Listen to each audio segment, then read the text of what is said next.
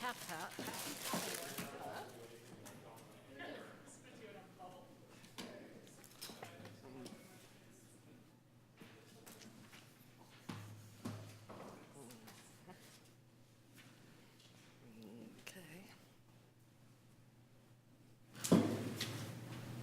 Well, I'll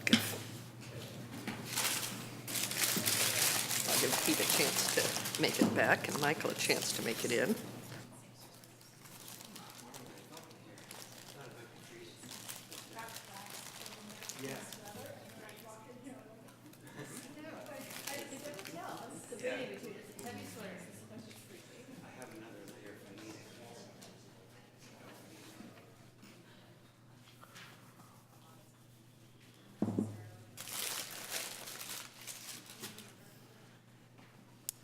Well, I guess we get started.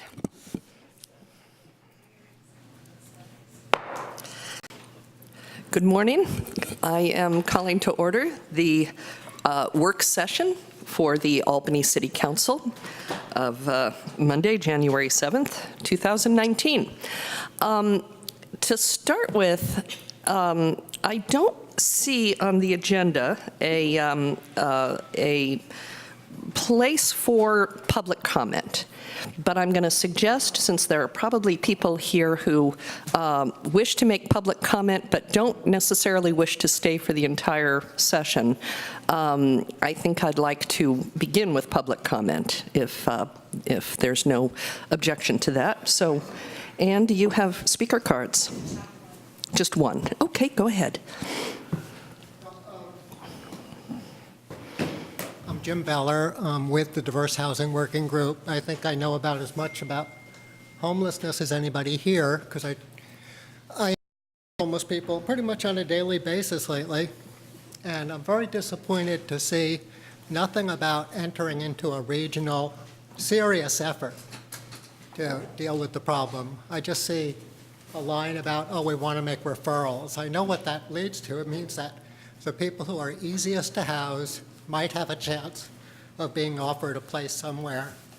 And I really think it's time for Albany to step up, come up with some funding, and make a serious effort to reach out to El Cerrito and Berkeley and other surrounding communities and do something that makes an impact on the problem, not just saying we're doing something.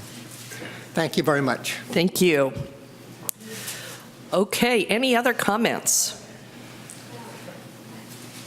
Before I make my public comment, I would like to suggest an alternative, because members of the public may not show up until later. I'm not really prepared because you have two agenda items, and I want to speak on the second agenda item. I thought I had a few minutes to prepare. Oh, let me correct any misimpression I might have created. I'm talking, this is the public comment on the work session. It's not a public, there will be, for the closed session, we do have agendized an opportunity for the public to speak on closed session. No, I'm not speaking about the closed session, Madam Mayor. I'm not speaking about the closed session. There are two items on your agenda, the rules and then the strategic plan. Okay. And I want to speak on that second item. I'm not quite prepared. I will speak now if you tell me this is the only speaking opportunity, but I'm also suggesting that members of the public may come in and will have missed the public comment period. So I'm suggesting that you hold it later. Yeah, we should have prepared an agenda that clarified what the opportunities to speak would be. The point here is to give people an opportunity to speak if they want to say something and leave. And we will, I think you make a very good point that we should offer a second opportunity. Okay, then I would like to speak on the second item, which is the strategic plan. Okay, and if you want to hold your comments, that's completely fine.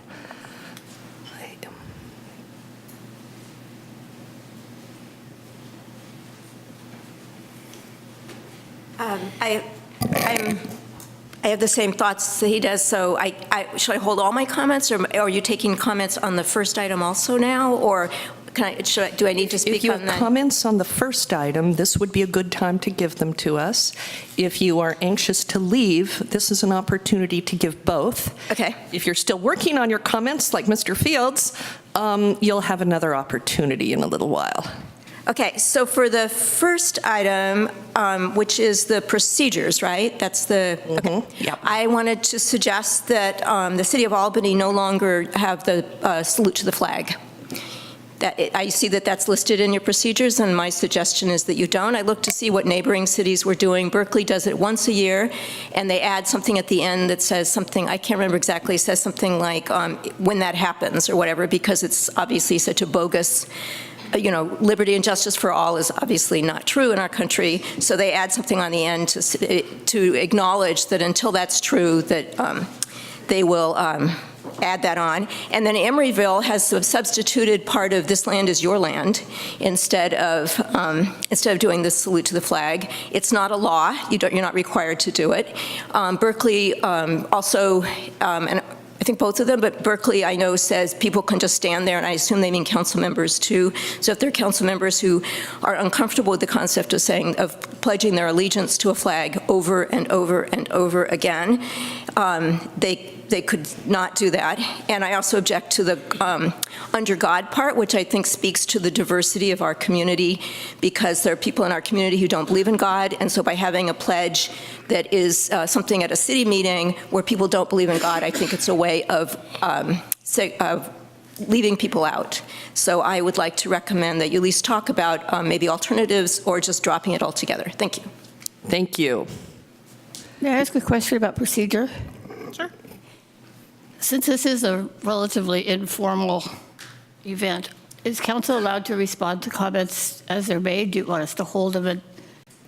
Whatever format the council wishes. Typically, with the agenda items, we would envision the standard process where you receive a staff report and then question council and then public comment.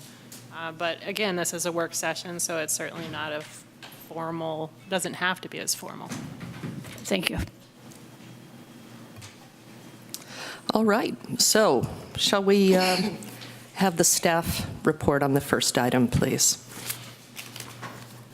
Council rule of, well, actually, you have review of meeting objectives first on the agenda, so let's start with that.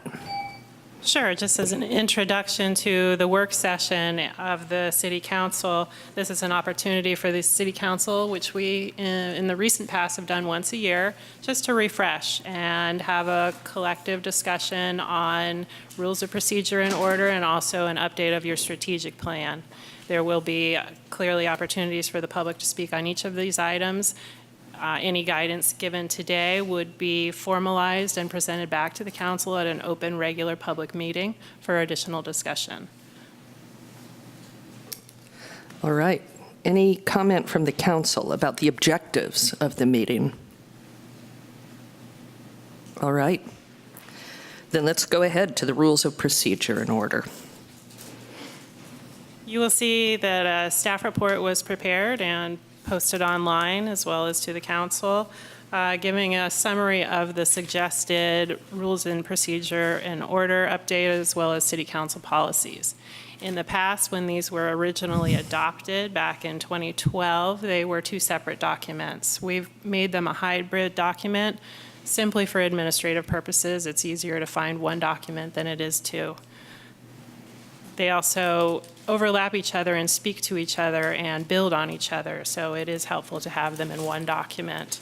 In the staff report and in the table, you will see the proposed updates as recommended. Again, the council can give direction on how these edits look to you, as well as any other suggested changes you'd like to see. I do have a couple noted, and I'll speak to those as we go through, but please feel free to jump in. The first suggested update, as I mentioned, is a hybrid of the two documents into one.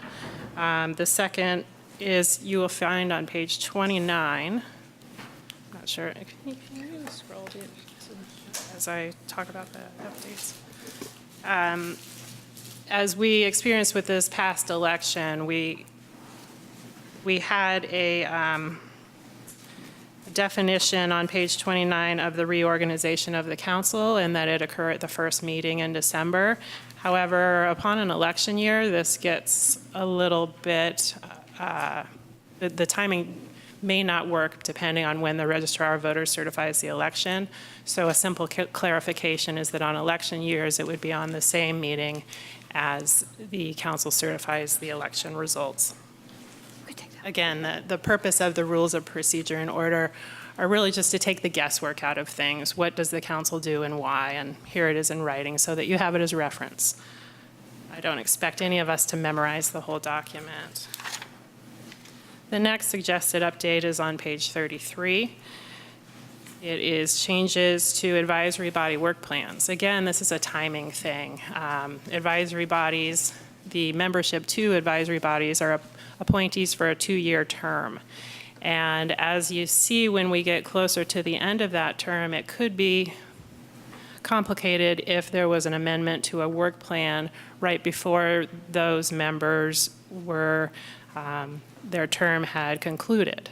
And as you receive the updated advisory body work plans, anything that was intent on having it be included in a change at the end of their term could simply be incorporated into the next term. Again, a clarification change here.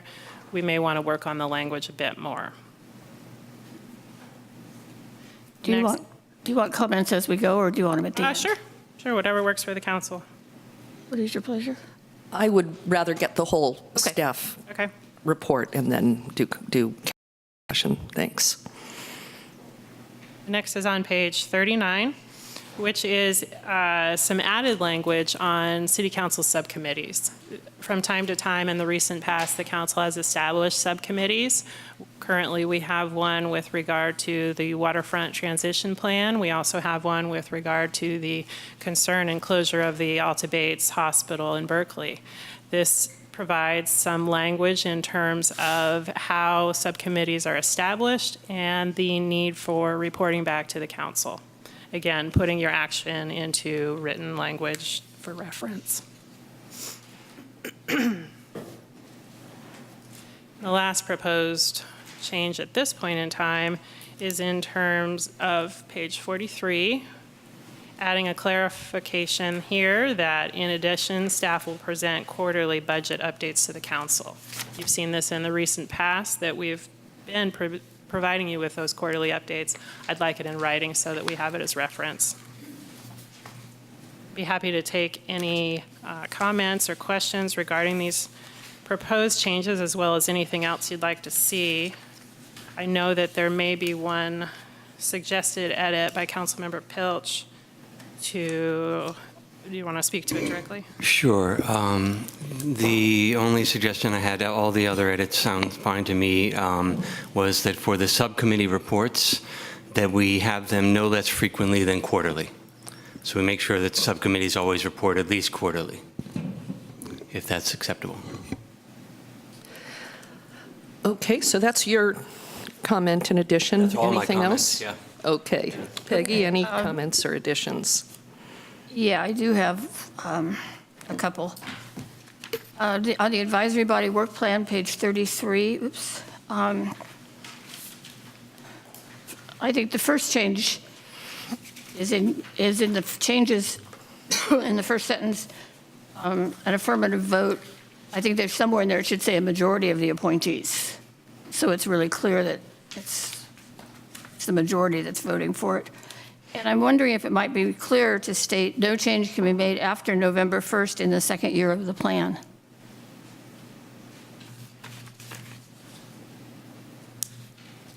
Okay. Pete Moss, any comments on the staff proposals or additional items you want to add? I have some questions.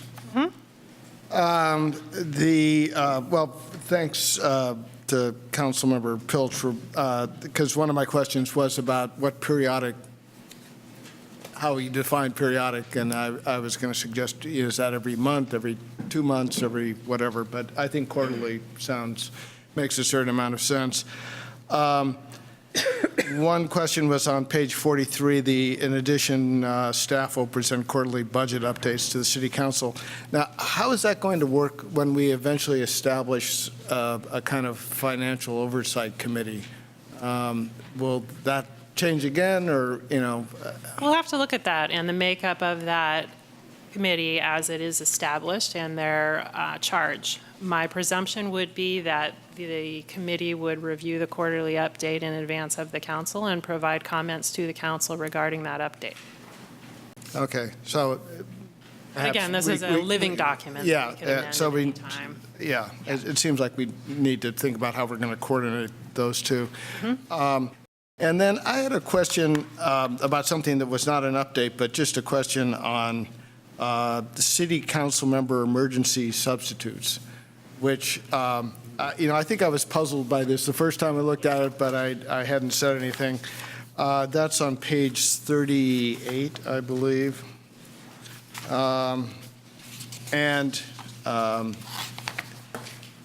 So I guess this would be more defined by this government code section 8635-8644.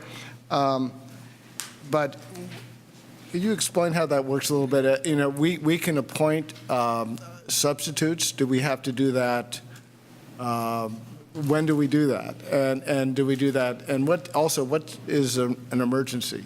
Is that defined by a city emergency? Is that defined by a personal emergency? You're correct that it, Craig, you want to? Yeah. Yeah, the emergency is defined in state law. It's very specific. A calamity that basically prevents the city from operating. There's a whole list of things. War. It'd be things like an earthquake or a tsunami, whatever it is that causes a catastrophic situation where the council's not able to function. And in that situation, the officers would have been, standby officers would have been appointed in advance. The law doesn't specify, it's not a mandatory requirement that you appoint standby officers. Many cities do it annually just as a matter of a precaution, so it's kind of one little piece of the puzzle in emergency planning, but it's optional with the council.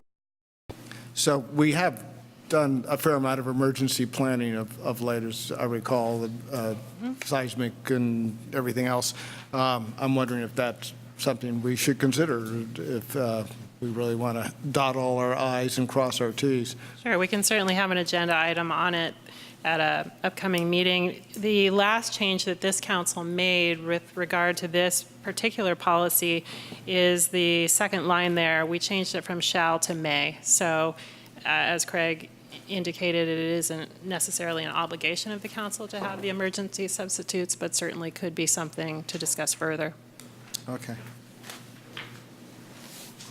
I think those are my comments. Well, a question on that question.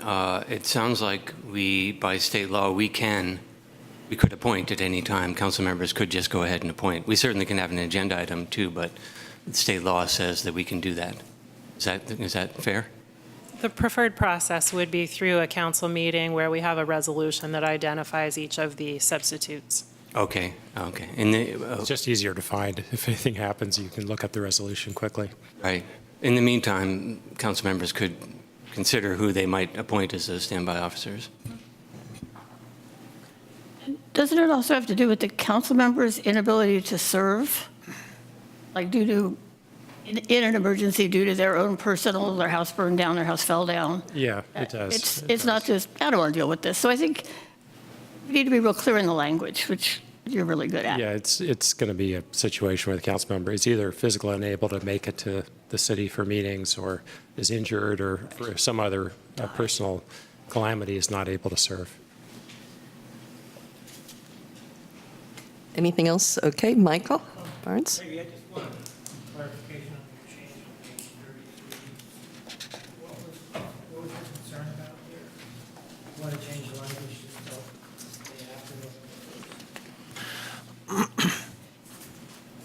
My concern is I'm not sure why an advisory body would change a work plan at the very end of their term. And it just seemed like it was, rather than talking about pending the reseating and blah, blah, blah, it just seemed cleaner to me to say no changes will be made after November 1st. I assume that means until the new set of advisory people are seated. Well, yeah. Right. Because that's a different body. Got it. And that's fine. And I think I would add that if, and we don't have to put it in here, but if there was some kind of a major emergency that, I would think planning and zoning, traffic and safety would be the two that might be impacted that way. They could certainly do something on an emergency basis, but on the whole, I think after November 1st, you're kind of finishing up what you've got. You're not going to start something new. If that's the case, then, I mean, November 1st puts us typically a week before the election, the next election. Why not, and I don't want to belabor this, why not some other date, like September 1st or October, you know?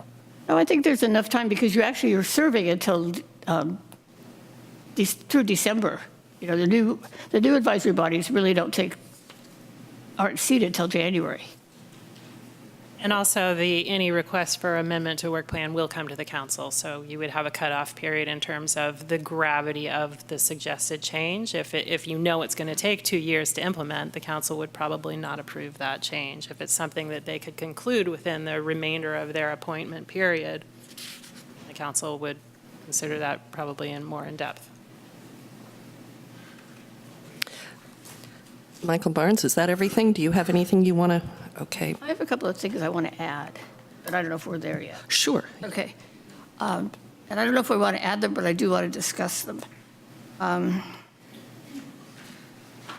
I don't know if this is the appropriate place, so if not, somebody jump in and we'll put it someplace else. I'd like to discuss how council does our at-large appointments to advisory bodies, and I'm not quite sure where to put that.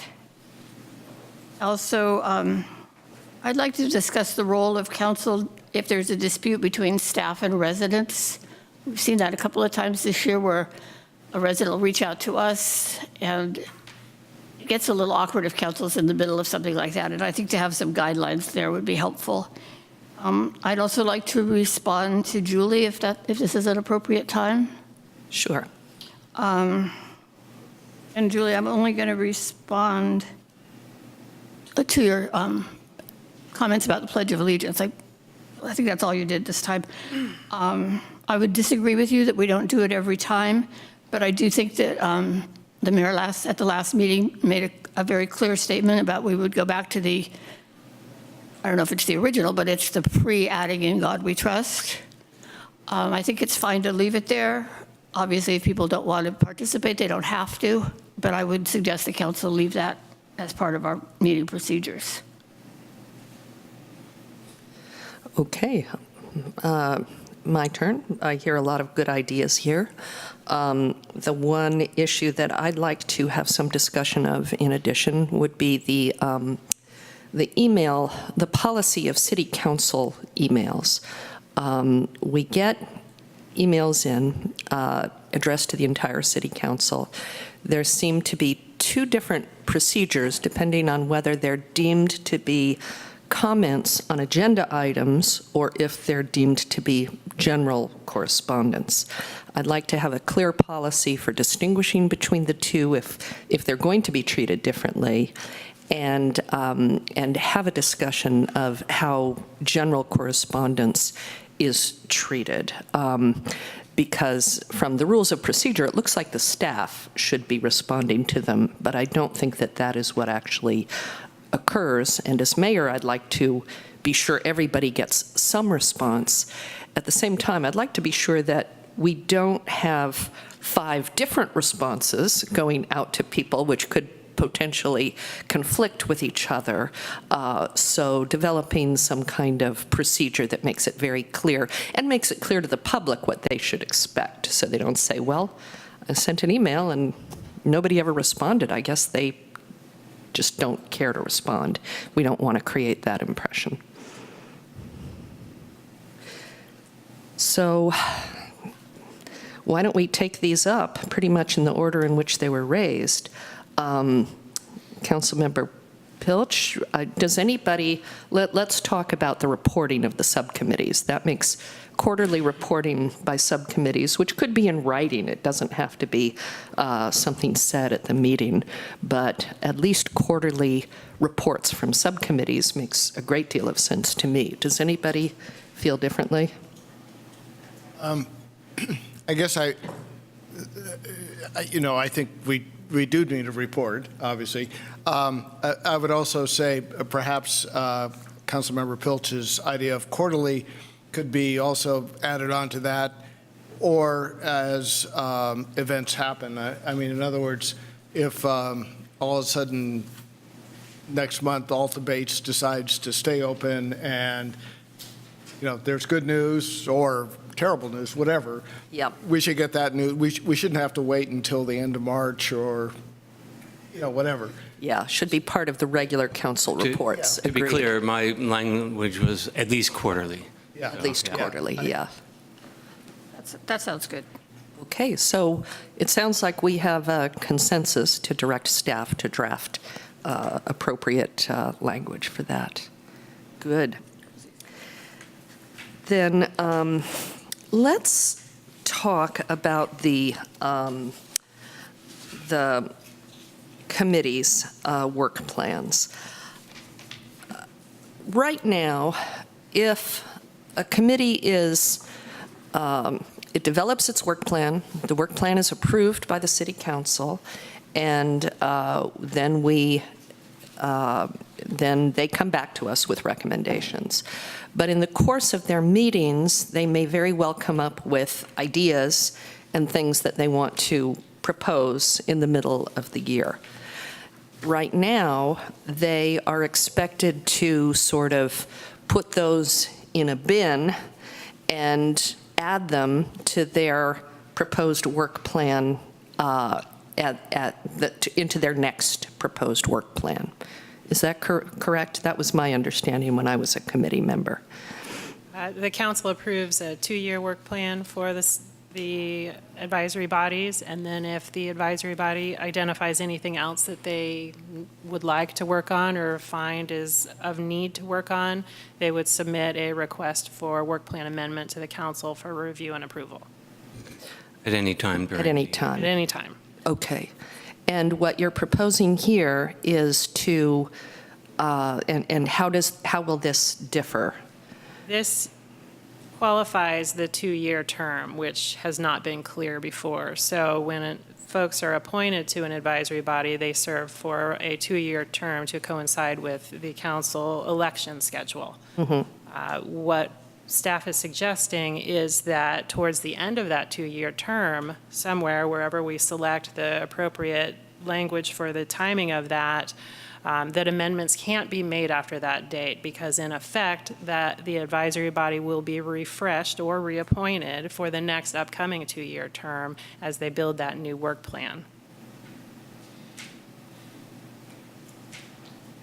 Okay. I guess I look at that and I feel like it's sort of kind of common sense that the mayor and the city manager would discuss, well, does this need to be agendized now, or is this something that ought to be agendized that we should tell the committee, look, you're not going to have time to complete this item. Why don't you put it in a bin for the next committee to work into their work plan? Personally, I like the idea of having some flexibility, but if you think it's helpful to have a solid date after which those kinds of changes cannot be made, I'm fine with that. How do other people feel? I'm fine either way. I mean, I think Vice Mayor McQuaid's suggestion kind of codifies common sense in my view, and so I think the council could also just handle that on a case-by-case basis as well, but either way is fine. Yeah. Can you repeat your language? I don't know if I can. Ann, did you catch it by any chance? Wait, on the page. I didn't. Oh, wait, I have it somewhere here. No change can be made after November 1st in the second year of the plan. So the whole thing would read, changes to a work plan may be requested at any time during the 2-year term by the affirmative vote of the majority of the appointees to the advisory body, period. No change can be made after November 1st in the second year of the plan. Maybe it's no change may be made. Yeah, if, yeah, I sort of get what you're saying, but I'm not sure that couldn't be misinterpreted a little bit. I'm not quite, yeah. The second year of a plan, so if a plan, Well, because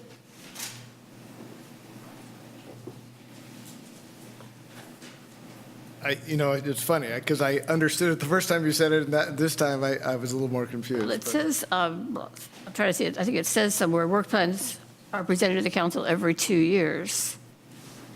And I think it's, Nicole said that what we're trying to do is sort of solidify that advisory bodies serve for 2 years. Right, So I think, because that part comes first, this section, B7, is about changes or additions to the work plan. right. So I think the background's already been stated in B6 or someplace earlier.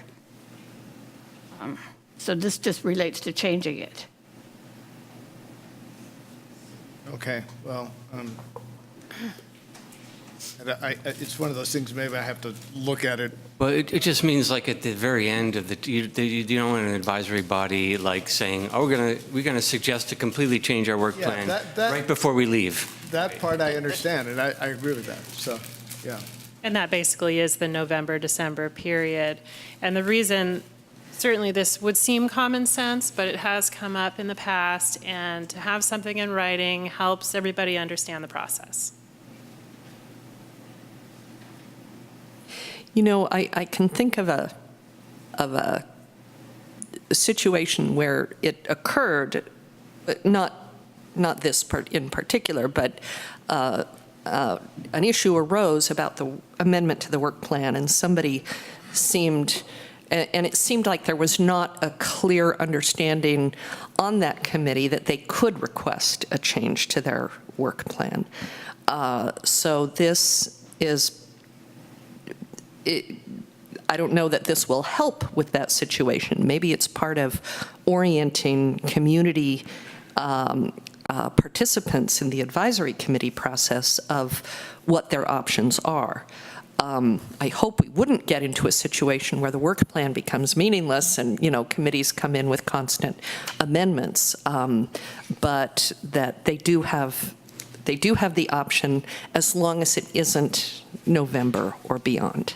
Right. And that is in the advisory body handbook. So anyone appointed to an advisory body will receive that handbook as well as a training at the initial onset of that 2-year period, which we have scheduled for February. Early spring.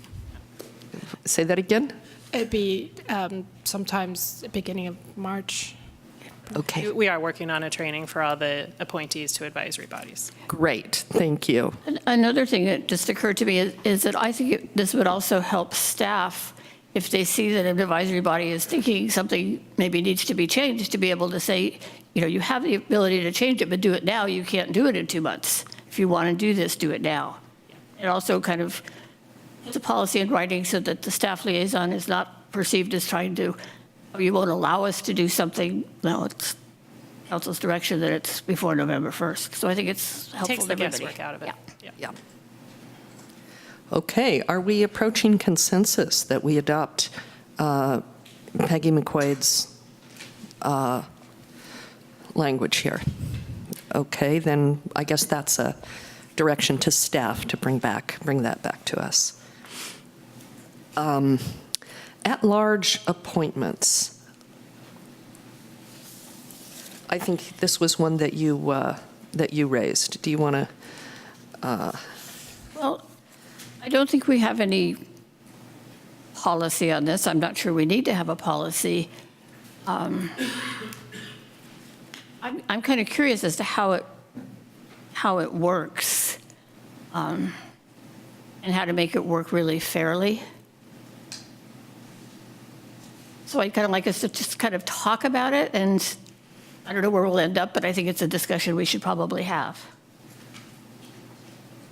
I can tell you the handful of last year's, 5 to 6 years of recent appointments, it's basically been on the selection of one council member suggesting that that be considered for the at-large appointment, and it's placed on an agenda for ratification by the council. It's that straightforward. And it's a bit sensitive, too, in terms of timing, because it takes the initiative of a council member to say, oh, I see that the at-large hasn't been seated. Let me go ahead and suggest that so we get a full body appointed. So there is some benefit, definitely, to putting this in more clarified terms so we ensure that our advisory bodies are fully seated and timely. Is there any reason that a council member couldn't appoint the at-large before the body's fully seated? At this point in time, no. And that's one of my concerns, because I had thought of someone I would have liked to have appointed at-large. The body wasn't fully seated, and I felt like it was sort of giving me 2 appointees before the people had 1. Right? So yeah. Yeah, the sort of first come, first served is troubling in a way, but on the other hand, you know, people are volunteers. I would hate to have us sitting up here discussing the respective qualifications of people who have applied. It just feels unfair to the applicants, and the main thing we want to do is encourage people to get involved. So I'm not, does anyone else have thoughts on whether the current situation is acceptable or whether we want to explore changes?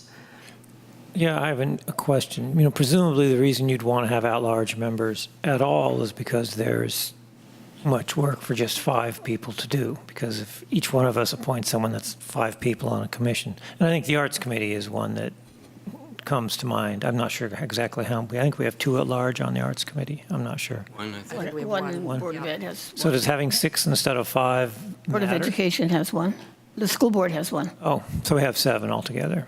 So do you, Peggy, as someone who's been on the Arts Commission, do you feel like having 7 instead of 5 is important? At this point, I do. They're doing a lot of stuff, and I think that's important. And when I was on, I think we had 9.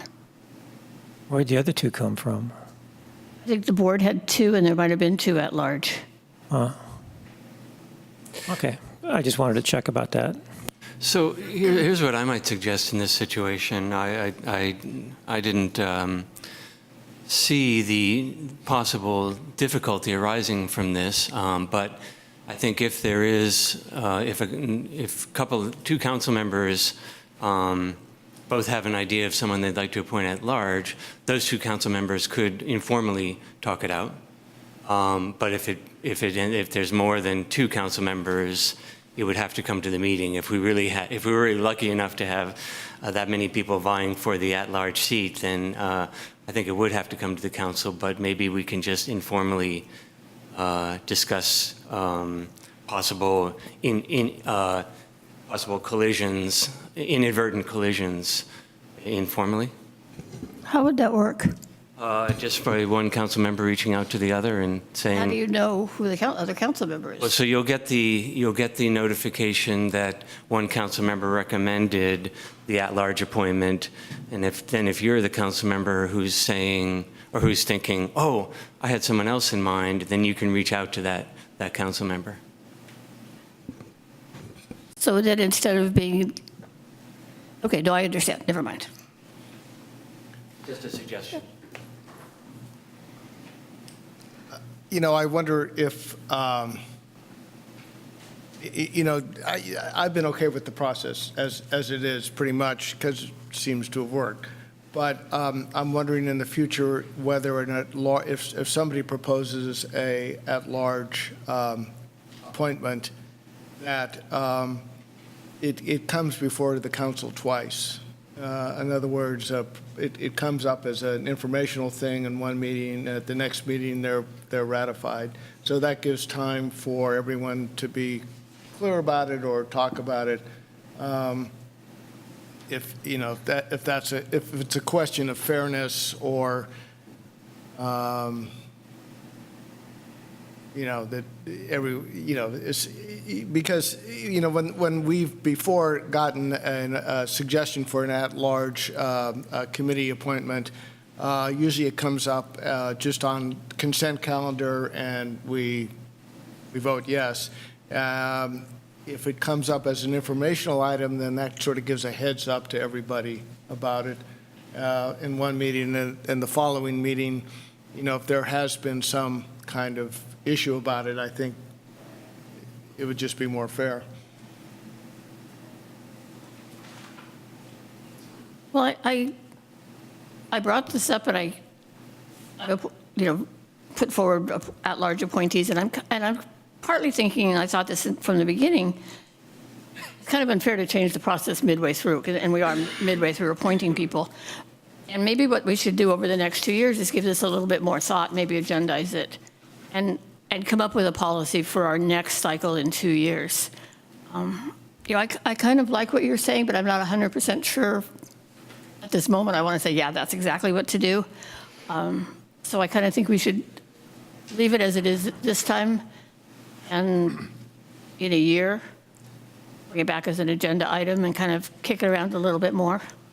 I like that. And I have a concern that on a closely related matter, at least closely related with respect to committees that have at-large appointees, but in general, sometimes you'll have someone who is a good, hardworking committee member, but for whatever reason, their appointing authority decides not to reappoint them. Maybe they want a different person, or they just want a different perspective brought in or something, but someone else on the council really would like to be sure that that person continues their work because they see it as very valuable.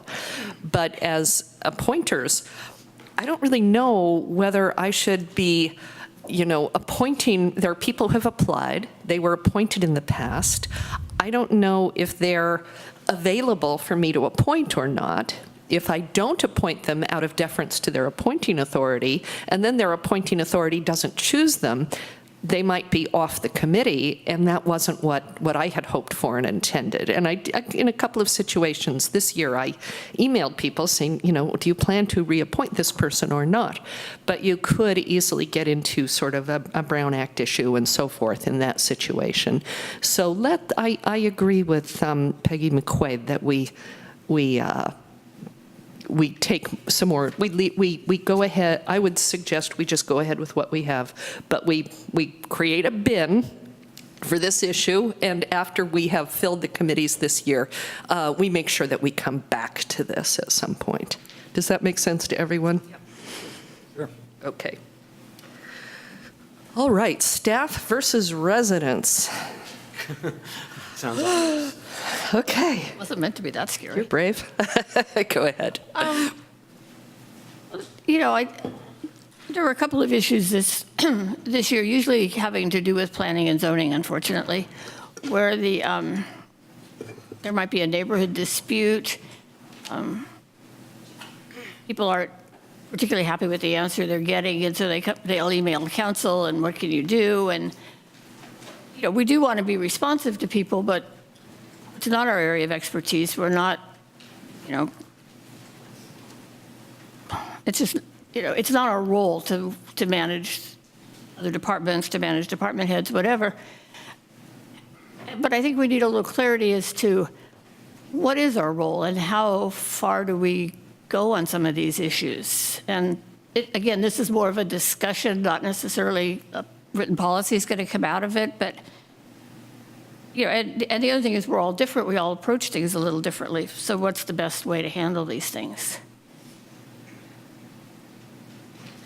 This is an area where I think I'd like to see the staff take the lead, and you tell us how you want us to approach this. We need to, I do feel that it's the obligation of the council to back up the staff as much as it can, although the council should have the opportunity to override the staff decision if it needs to be brought back to the council as a whole.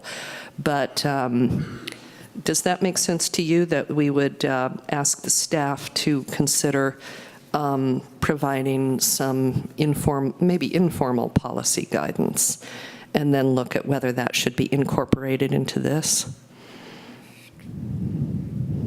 Well, we can certainly look at language to include, with some of these things, we get to the point where we like it very formalized to take the guesswork out of it, and sometimes we like the agility. I think that a working principle would be that the council would understand that staff has the policy direction of the council as well as all rules and regulatory requirements that each of our departments follow. If an issue arises, sometimes those may ultimately end up with the council because of the nature of them. You are the appeal authority for some of these issues. And with that perspective, it is very important, ideally, that the council remain neutral, because you will be a review body at some point. Particularly if it's a quasi-judicial, we have to remain neutral. Exactly. Yeah.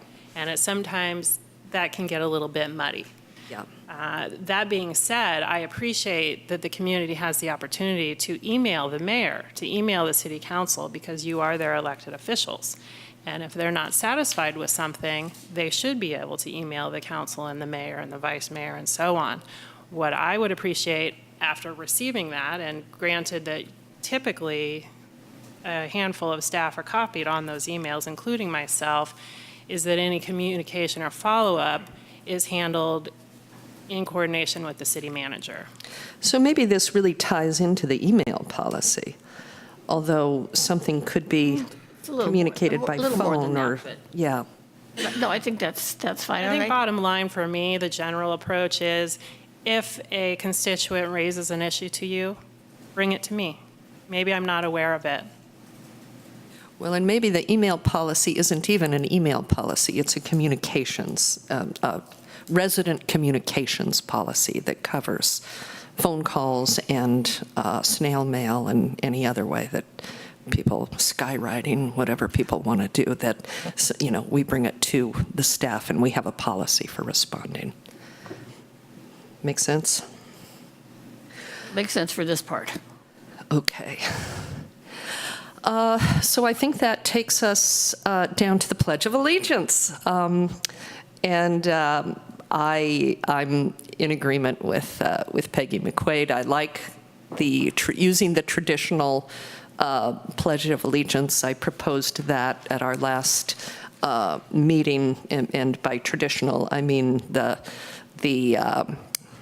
Pledge of Allegiance as it was recited prior to the Cold War edition of Under God, which was actually intended to exclude, to make atheists feel excluded. It was actually intended to, there's very interesting history around this.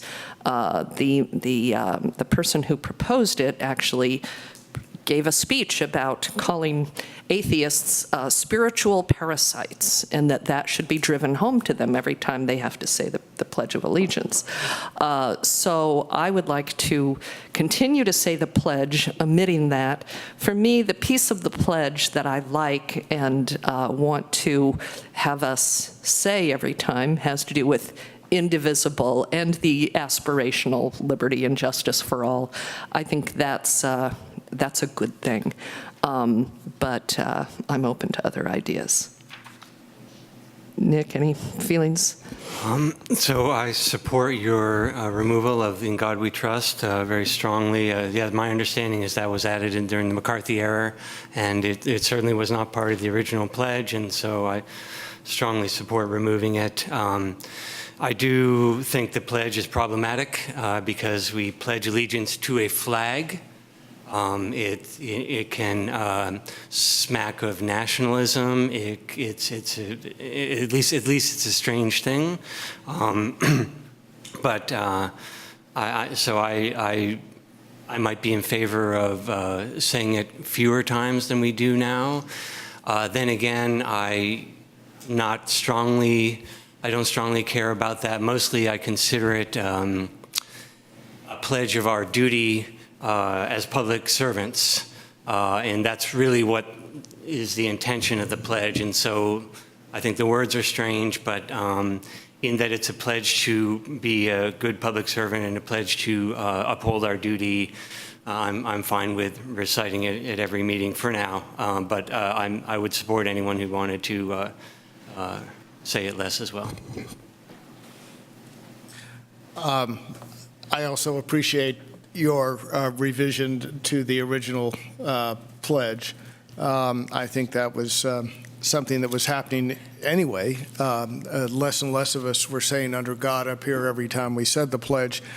You know, I could go either way.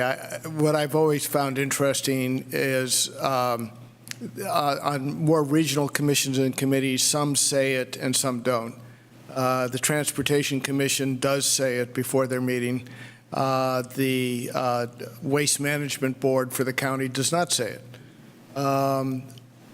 I've often wondered whether this has something to do with how much funding you get from the federal government that goes through your agency.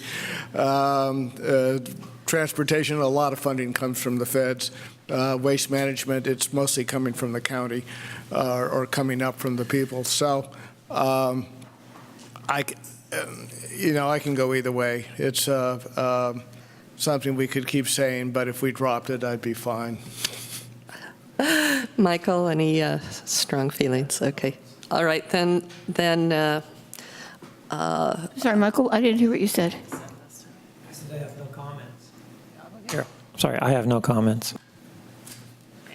Okay, it sounds as though there is general contentment with trying with this, the traditional Pledge of Allegiance, no under God, at least for the coming, the foreseeable future, but we can revisit this at any time. Point of clarification, in terms of your written policy and procedure, you'll see on page 9 that Yes. we do have Pledge of Allegiance. Would you like some defining language, or are we? Yes, let's say the Pledge of Allegiance shall be led by the mayor or a recognized designee in the form that it existed prior to the insertion of the words under God. Maybe include prior to the insertion during the Cold War of the words under God, so that there is some, so people understand there is some rationale besides the omission of religion, that there is an historical basis for the pledge the way that we say it.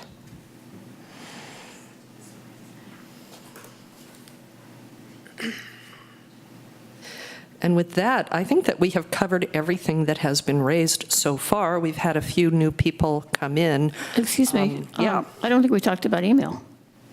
You talked about what you wanted to do with email. I don't think we discussed email. Yeah, I think that, yeah, okay. Well, in communications now, we say it will be broader. I think that what I was thinking was that we were charging the staff with coming forward with a policy. Staff might want to comment whether or not they have enough direction from us about that. Yeah, I don't think we've given direction. A communications policy is certainly something we could develop and have the council review. Perhaps a bit more feedback would be helpful so that it takes some of my assumptions out of it. I know what the working relationship I need is, and I can put that into language for the council to review and amend. It really depends on if you have some direct feedback at this point in time. I would appreciate it. Well, let's go over what we have right now, which is on page 43, item K, emails to city council policy. And it's actually only applies to emails sent to citycouncil@albanyca.org. And it indicates that staff will respond to those emails. And BCC, the city council, I think that there is a tension here between being sure that we respond to every request for communication and not triggering any Brown Act concerns in the email or other kind of communication that occurs in response to an email. So my suggestion would be, when we have communications of any kind, skywriting, city council at albanyca.org or whatever it may be, that unless it is addressed to one or two particular, well, let's say with any communication that is about city business, it isn't that much communication. It isn't that huge. That council will refer it to staff, and staff will suggest a response. Does that, or would you like the council members, the mayor or the council member who has been individually contacted, do you want them to come up with their own response and run it by you? What would be the preferable from the staff perspective? We have a few iterations of this and how it's occurred in the past. I appreciate that Vice Mayor McQuaid was very active in replying to emails. And one email response that was very helpful for staff is, I understand your situation. I'm sorry for your situation. Whatever the matter may be, I have referred it to the appropriate staff for follow-up. And then at that point in time, myself, including any other department head, would prepare a response and copy that initial response to the mayor or vice mayor or whoever the council member may be, so that the communication line is completely included and closed at some point in time. Yeah, but that's different from what we have in the written policy, so we should. I don't think it is. The response was referred to It's staff. basically a confirm receipt and that you've sent it to staff. So Okay, yeah, it it's a says bit above staff and will beyond. BCC the city council on initial responses sent. I think that's where I didn't get copies. When you would respond to people, I wasn't seeing copies. Because I And didn't that was of respond a to you. concern. Because all I responded to was the person who sent the email and Nicole. And most of the time, let Nicole pass it off to the department head. There were, Yes, but- occasionally I would send it to But the to written department head. policy says staff will BCC the city council on initial responses sent. That's the piece that didn't occur. No, that means that staff responses will BCC the council, not the Right. mayor's responses. I think that's how I read that. But that said, I think it is unclear when it says it'll be referred to. It is unclear exactly who will do the referring. So you might want to make that clear. Yeah, we would certainly want to use active language rather than passive language, so we know who is responding. I was always curious about who was responding to these emails. Sometimes I would want to respond, but I didn't want to create confusion by sending my own response and possibly contradicting something that the mayor or the city manager had decided to say about it. So what I'm suggesting, and as I understand the policy, it seems to me that the city council was supposed to see the initial responses sent, but it is, because it is in passive language, it isn't clear what an initial response, whether an initial response sent means something the mayor sent, or if that means only what the staff sent. Yeah, So- it's supposed to refer to responses by staff so that the council would receive any factual information so that you all have the same level of information on any issue, Right. not staff sending all the emails that come from each council member to the rest of the council members, because as you know, that gets us into a gray area. Yeah. Now, what some cities do, as I understand it, we're required to publish all of the email that is received on an agenda item. But there seems to be some discretionary authority for the staff to figure out what is a comment on an agenda item and what is not. I noticed that not all of the early responses to the strategic planning idea were included in the packet. I like the policy that a lot of places have of publishing all of the correspondence that is received, and also publishing the responses. But I'm concerned about revealing emails. I'm concerned that people who don't know how to get an anonymous email, that they will hold off on sending in a comment because of the fear that their email will then be published.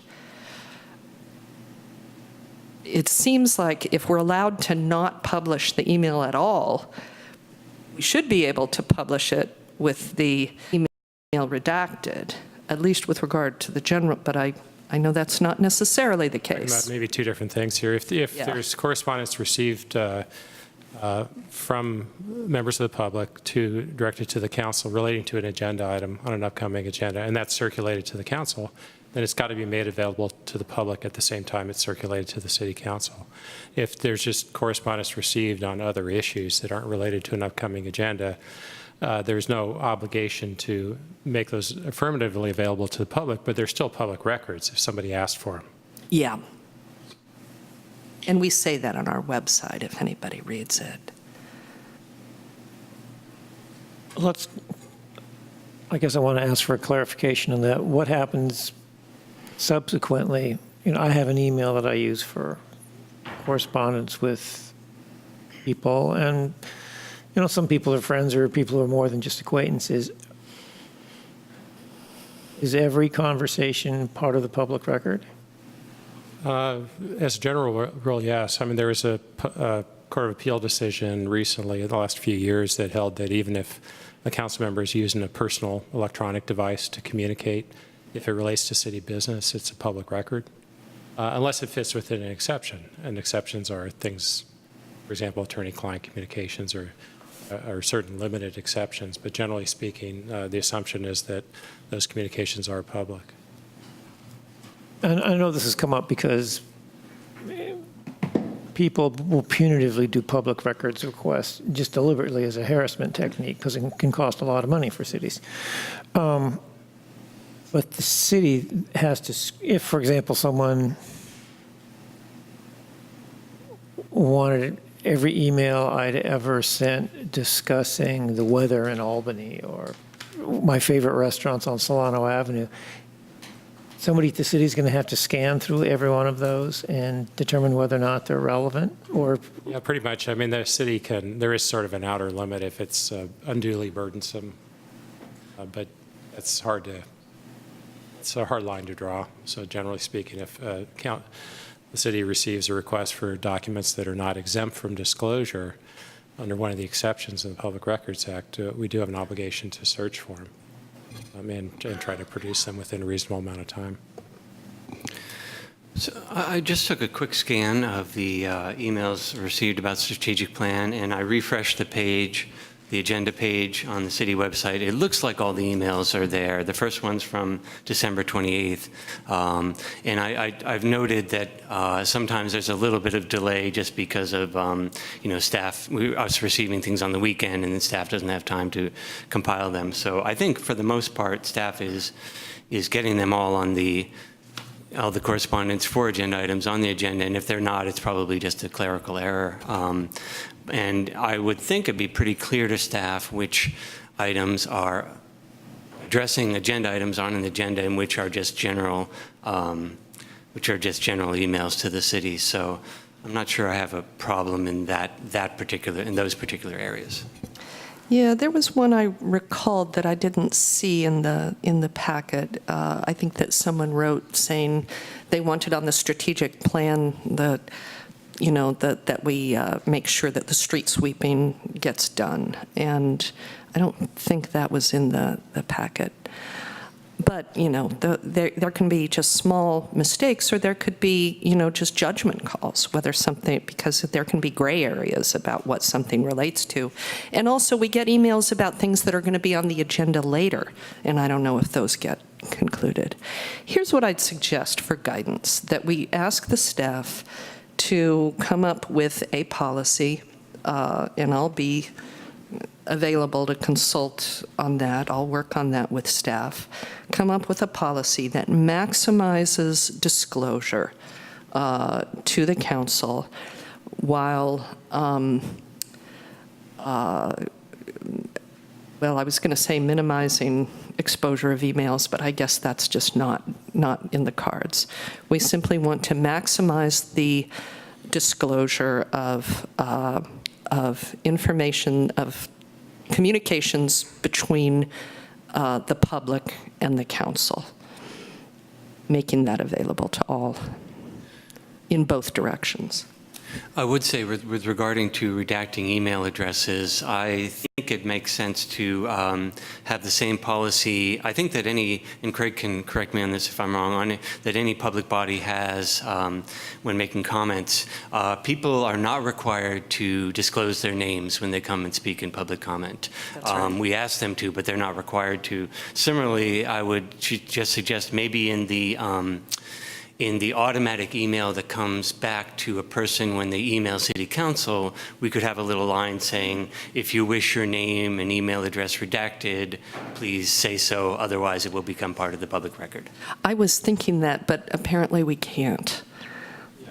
Once somebody has provided you with their name or email address, it's difficult to justify with redacting that. You have to meet a fairly stringent test under the Public Records Act of demonstrating that the public interest in withholding that information clearly outweighs the public interest in disclosure.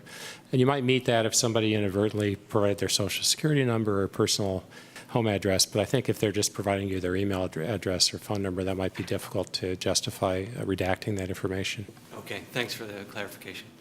You'll also see, as I think it's attachment 2 to your staff report, the existing language on our website, and the bold indicates and gives the caution that if you share the information, it is public. Yeah. Electronically savvy people can do it because you can get these temporary emails and just mask all your personal information. But And we do receive written correspondence. yeah, and that's Without a name. another way to do it. So I just want to clarify, though, while you all are writing this policy, are we staying with our original, the way we do it now, where we receive an email and all of the council is allowed to respond to that email? To me, that's really important, and I don't want to lose that ability.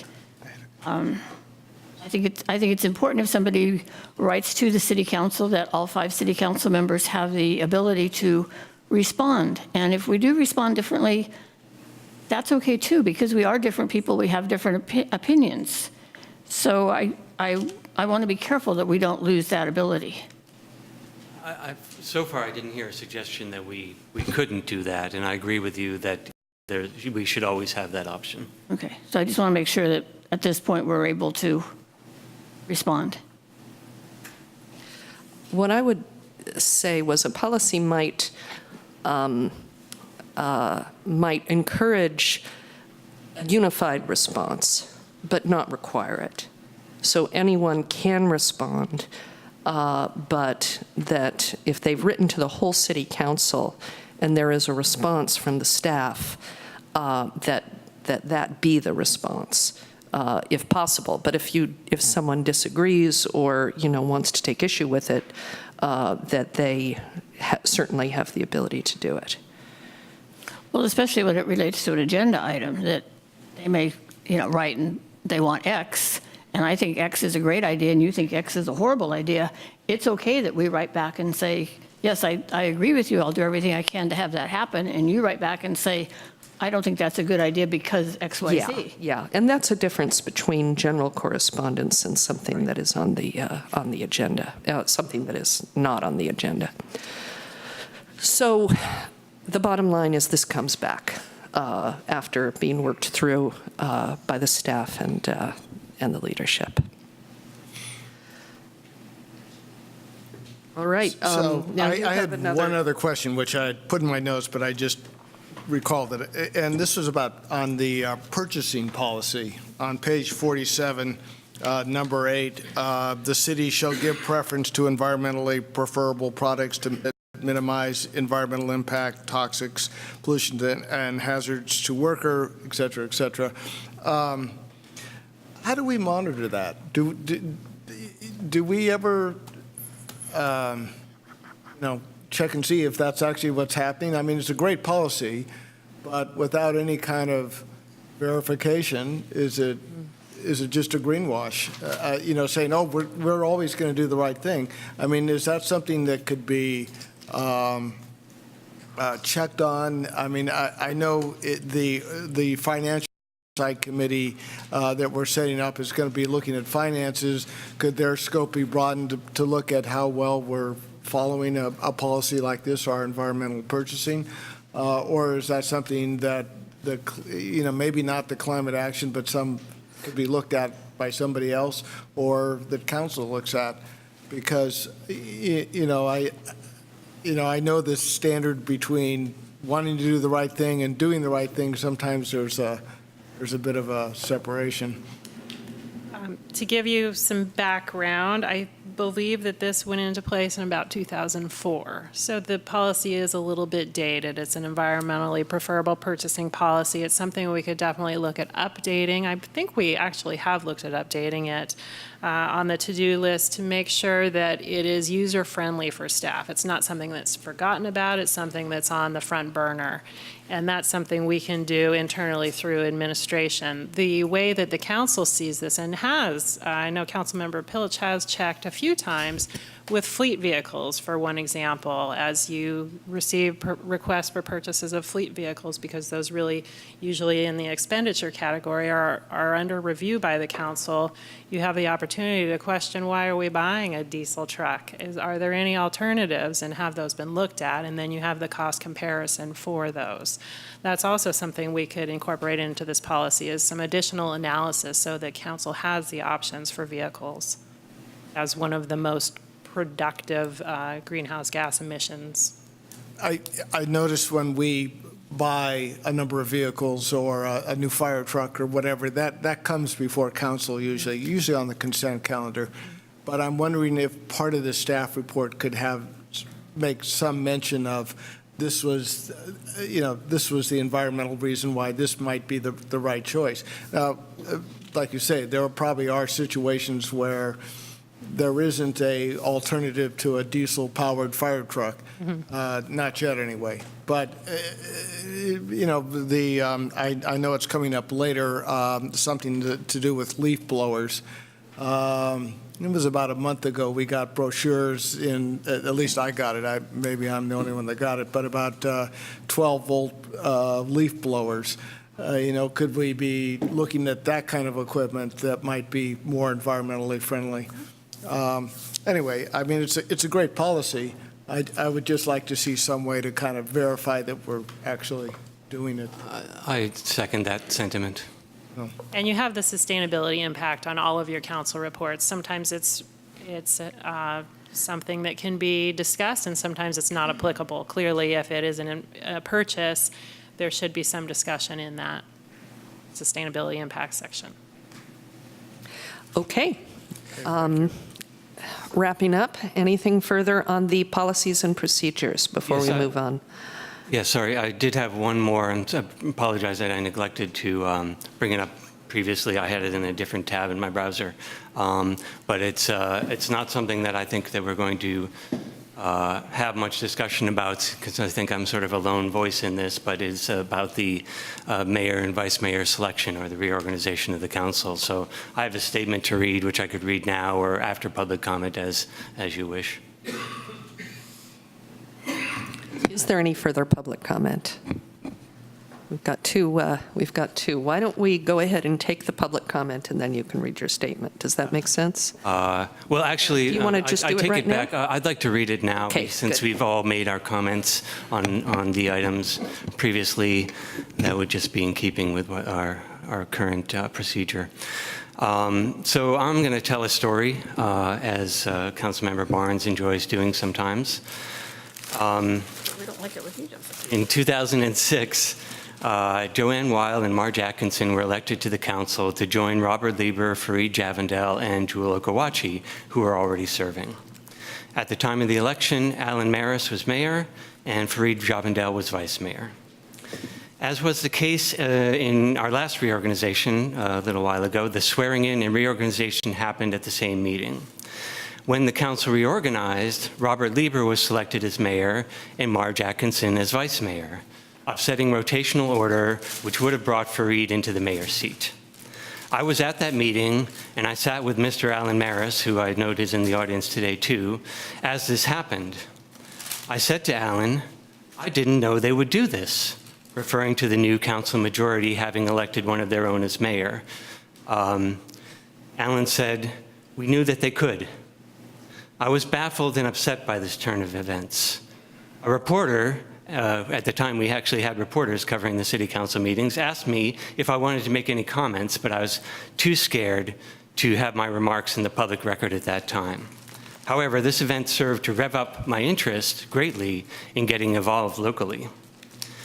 I did not have time to delve into the earlier records of the Albany City Council, but I understand that, for the most part, the principle of rotation was adhered to before this. In other words, every council member served a year as mayor. But after this mayoral selection in 2006, mayoral and vice mayoral selection was unpredictable. Robert Lieber served 2 terms, Atkinson and Weil each served a term, and Fareed was elected to mayor for 2 terms. In 2012, when Michael Barnes and Pete Moss, who were elected to the council, came onto the council, Peggy Thompson was elected to 2 terms as mayor. This was quite something, as she had then previously served already for 4 years without being elected mayor. But clearly, she enjoyed tremendous support in the city, given her electoral results. After Peggy Thompson, this brings us to the current council makeup, where Pete has served 2 terms, Peggy McQuaid has served 2, and now Rochelle is mayor. My understanding is that the principle of a rotation is to be used in our form of city government, where there is no directly elected mayor, because the voters are not asked to weigh in on who should be mayor. They're only asked to select their council members, the 5 council members. So in order to encourage diverse points of view, the mayoral position would ideally rotate yearly. In the cities surrounding Albany, where the mayor is not directly elected, rotation is adhered to. A mayor of El Cerrito and a mayor of Emeryville have both spoken to me and told me they're not in favor of Albany's lack of rotation. In El Cerrito, I've learned that rotation is determined by the number of votes at the polls. He or she with the most votes in the last election is named vice mayor right after that election, and then ascends to mayor the following year. This is one way to do it, and there certainly might be exceptions to this absolute rule, as it gets tricky when you elect 3 in one year and 2 in another. But anyway, a system for that can be worked out. To those who say the mayoral position is only ceremonial, I would disagree. The mayor runs meetings, sets agendas, and appears as the voting representative by law to several regional bodies. And if she and he so chooses, she or he may appoint him or herself to several other bodies as well, such as the ACTC, Alameda County Transportation Commission. Also, if the mayoral position were powerless and had very little influence, why would we all be so interested in it? In a situation like this, it can be difficult or impossible to know the reasons why people make their mayoral votes on the council. However, I think it's more than fair to say that this body is not adhering to the principles of rotation, and that the mayor and vice mayor then are simply selected, I feel, based on their popularity among their fellow council members. As another fellow council member stated, it's like high school. A candidate is elected or excluded simply because they can be. I run the risk of people shouting sour grapes to my statement. So be it. I feel it's too important to discuss this phenomenon and too much of a risk of people not knowing what's been going on, and it's too risky to be quiet about these things. I don't require a discussion about that, but that is my statement.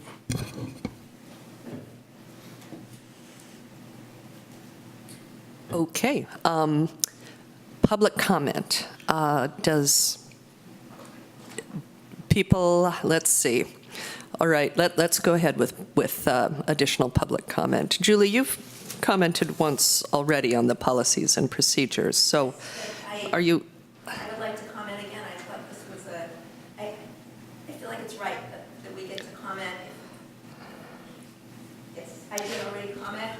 Okay. A lot of discussion, but I Okay, didn't but- comment because I wasn't.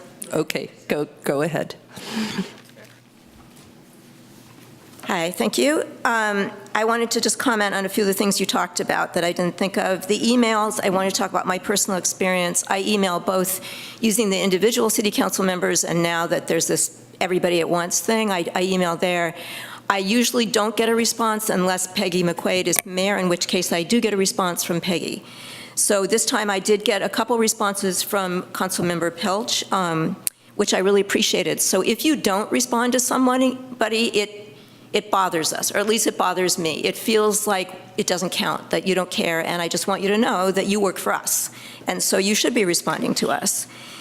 I also would love it if the response was published just like our email. And also, I forgot that my email and the way that I sign that all of that was going to be on the website. So even though we are reminded in large bold letters, I still forgot that my email, I thought the words of my email would be there, but I didn't realize my email, that actually it would be a PDF of my email. I didn't get that.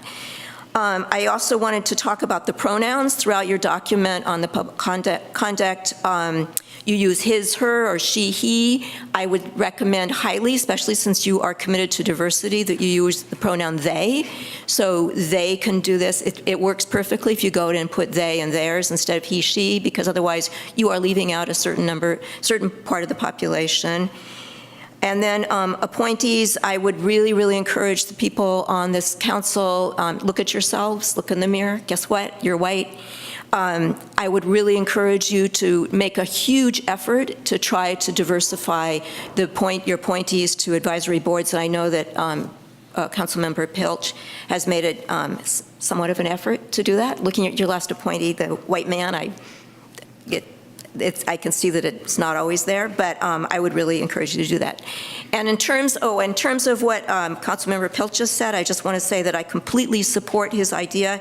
And I remember being in a council meeting where there was supposed to be a rotation and they skipped over somebody, and I just was horrified that they did that. And it was sort of a rebuke to somebody that everybody else, I guess, didn't like. And I remember the conversations afterwards, and I think it should be rotated. Everyone should get a chance, and it should not be based on some sort of high school popularity. Thank you.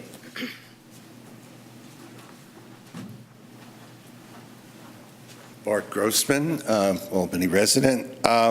Your conversation about communication seems very important to me, and I think there are several categories of communication.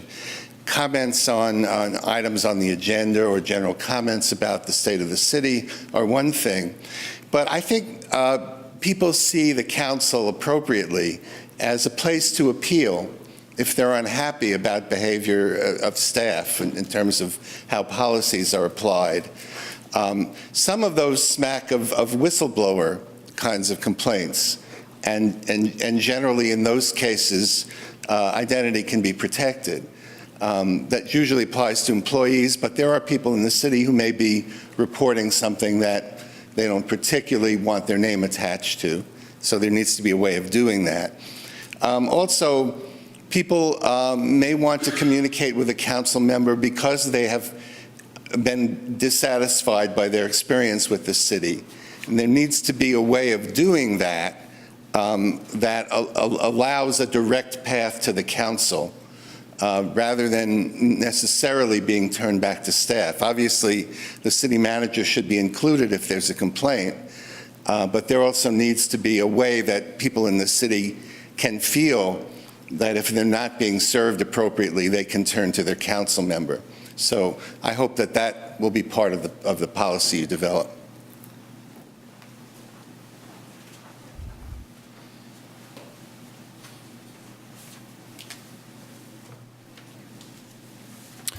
Alan Maris, Albany resident. In response to Councilmember Pilch's reference to my comments, way in the past, I don't remember those comments, so I prefer not to have them referenced. In general, I favor rotation to provide a broader perspective in the mayor's office. we're elected by the whole public, and I think the people who voted for a particular candidate should be represented in that mayor's office as well. But I think it's up to the council in general to decide who works best as mayor. And there have been situations, I think, in the past where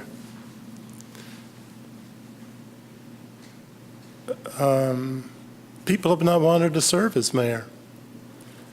And then you shouldn't expect a rotation if that particular council member doesn't want to serve. And again, the bottom line, I think, is how well does that person work with the rest of the council? So I was a bit shocked when, I think the first time I saw 2 consecutive terms as mayor for a council member was Mr. Lieber, and he had a kind of a coalition working there. And that can happen here as well. So no system is perfect. I think you generally do a pretty good job. Thank you for serving.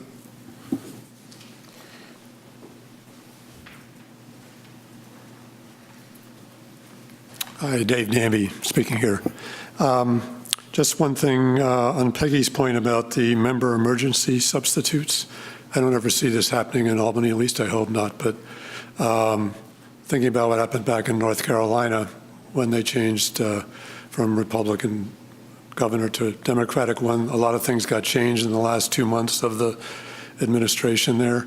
So I think putting things on hold once there's an election is a good idea, using the November date. I know we've been talking about communication, and I, as somebody that's new to what's going on about communication, about taking more of an active role, would just like to throw out a couple of things that I feel about, and talking about the emails and so forth. I feel like we as a community need to be more open about our government communication, more transparent. And I don't think anybody's trying to do anything bad or anything like that. I just think that we need to look at that carefully. I know in my career, management, administration has a lot to do with how communication works. And it works over a long period of time, that procedures and styles get put into place that are positive and work well. And I think we should consider that about, what we do that looks good for this administration or this management may not be looking over the bigger picture. Language is important. Julie was mentioning that. The emails that we're talking about going back and forth, I think are really important. And the one thing I know, and this is not your issue so much, but Nick had mentioned the fact that we did have coverage for a while in the Albany Journal, and it was a way, if I believe that was a good example of the free press, if you will, that there was some information that was being communicated to the citizens of Albany, at least they got the paper, or sometimes in now what's called the East Bay Express, and I don't see that anyplace. We have to go online or maybe do our individual emails and so on. I don't know what role the city could take in that, but having somebody or some organization that would be looking at what's going on in the city council and writing about it and getting perspectives from people in the community, I think is really important. Even with all the social media we have, I don't sense, at least for me, maybe others have other perspectives you can enlighten me about, that we are doing a very good job with that, and I'd like to encourage that somehow. Thanks. Thank you.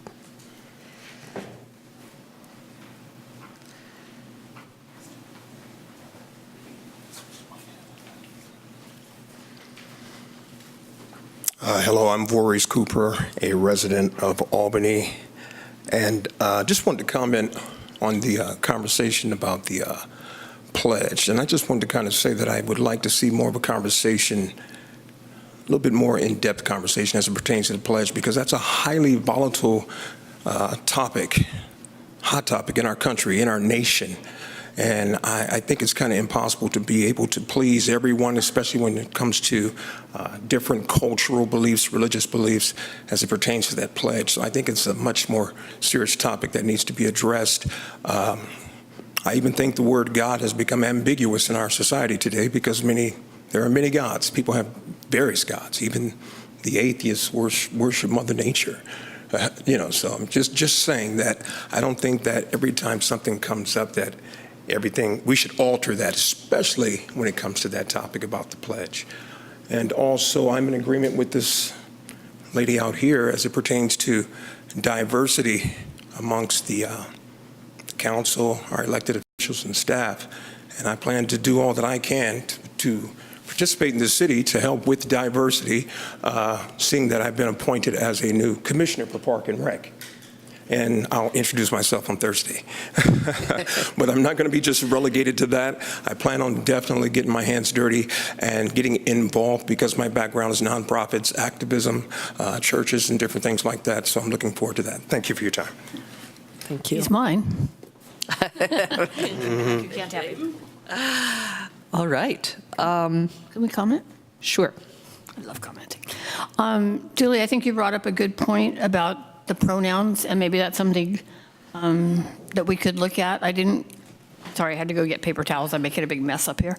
I think I heard all of it, but I'm not sure. But anyway, I think that's something maybe staff could look at. Okay, does anyone else want to comment on the public comment? Okay, then let's move on to our next agenda item.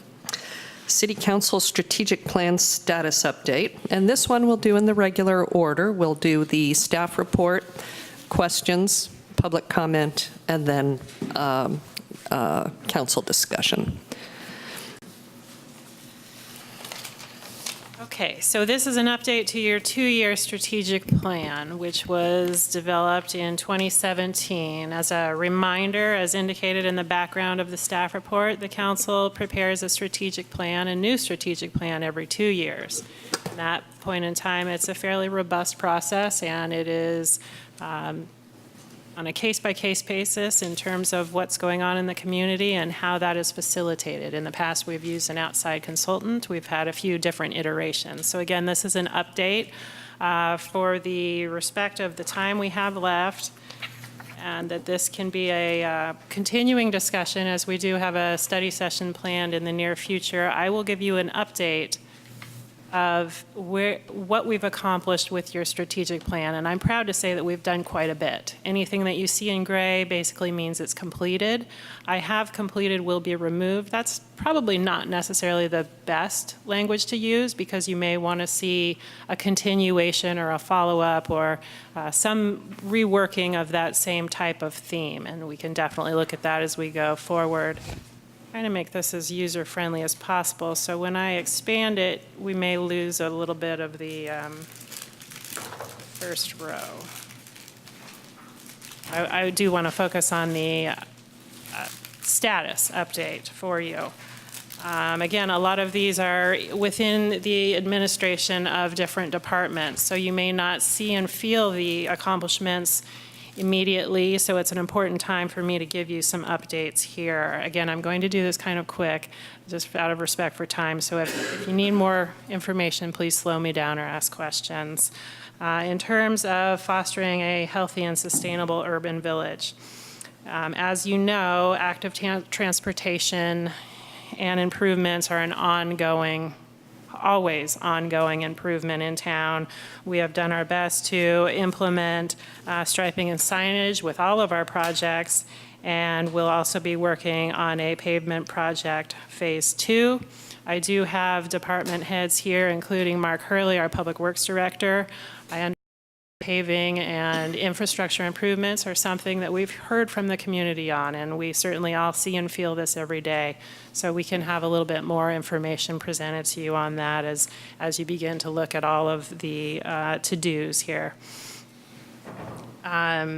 We have secured grant funding for the application to Caltrans. And in terms of climate action plan, we have done the inventory and we are working on our CAP 2.0. And as you've seen some announcements for that public planning process, that is coming before us very soon in the next month or so. We have completed the initial feasibility analysis of what the building energy assessment ordinance, or some iteration of those BETO language, and determined that it probably isn't quite the mark for what we need to accomplish through our climate action plan. And at this point in time, it will be removed, but can certainly be modified as we develop a Climate Action Plan 2.0, which will have many to-dos included in it that are current and relevant to how we can most effectively reduce greenhouse gas emissions in Albany, given our current structure and climate. Next page. Promoting housing availability. As part of your closed session following this meeting, we will have an additional discussion regarding the possible development of affordable housing. That is underway. We have completed the Measure N1 update, and we anticipate in early 2019 bringing additional codes to support opportunities for increased development. In terms of housing element policies, that is, again, underway. We have a contract with Berkeley Food and Housing Project, and also we work directly with the regional programs through the coordinated entry with the county.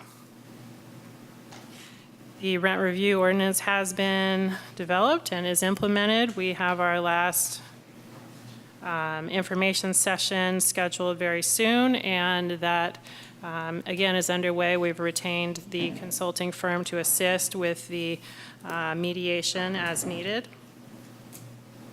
Active transportation and safety.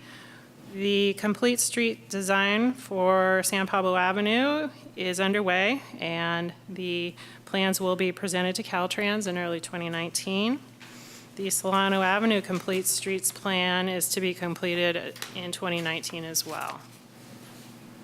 The next three items are deemed complete. Again, we could have a variation thereof to make them current and relevant, but these have to do with the item B is the sidewalk repair program. I was delighted to see that as we move along in the phases, my sons were able to enjoy their new sidewalk in front of Marin, which was just completed this weekend. So that work is certainly underway and very visible and tangible. The parking management, we had a report completed in 2017, which did have findings, and at this point in time, council has accepted that report. Hospital services, as noted in the previous discussion of rules and procedure and order, we do have an existing subcommittee of the mayor and vice mayor engaged on this subject, and that is definitely an active group. So we can see updates through the subcommittee to the council if action needs to be taken. Soft story ordinance, retrofit ordinance is intended for 2019. That is also included in our local hazard mitigation plan. So you should see that in the near future. The first item in that process would be a study session of the council to really sink into what the ordinance would require and who it affects and how we best mitigate that. The prohibit the sale of flavored tobacco. The council has received a draft ordinance as well as a study session from some experts in the field. We intend this to come back to you in early 2019 as well. Goal 2, engage our diverse community. let me say that I think this is an area that we, as the council continues to look at iterations of this plan, would benefit from some clarity so that we ensure that we see tangible outcomes. We do continue the postcard on exemptions to renters and low-income homeowners. We also have the ongoing program for the Resource Center, which is now Albany Care, is the name of the program, and it's available at the Senior Center with part-time staff assigned to that program and a wonderful group of volunteers to help support that effort on an ongoing basis. The council adopted a policy for considering low-income exemptions as part of any tax measure or franchise agreement. That was adopted in September of 2018. And in the measure that was on the ballot, that was also included. Update disaster preparedness. We've really dusted this off, and the fire department, including Tim Smizer, has done a fantastic job in promoting awareness. We also have Sid Schoenfeld, who assists with the promotion of disaster preparedness. And I think that our efforts here are only beginning. So added attention to this should certainly be something that's continued in all of our work, because it's so easy to forget as you get busy with day-to-day. The disaster working group has formed with CERT, and we have launched an emergency notification system. We're also utilizing our e-news and rec guide to encourage awareness. And for the hazard mitigation plan, FEMA approved our plan in 2018, and implementation is currently underway.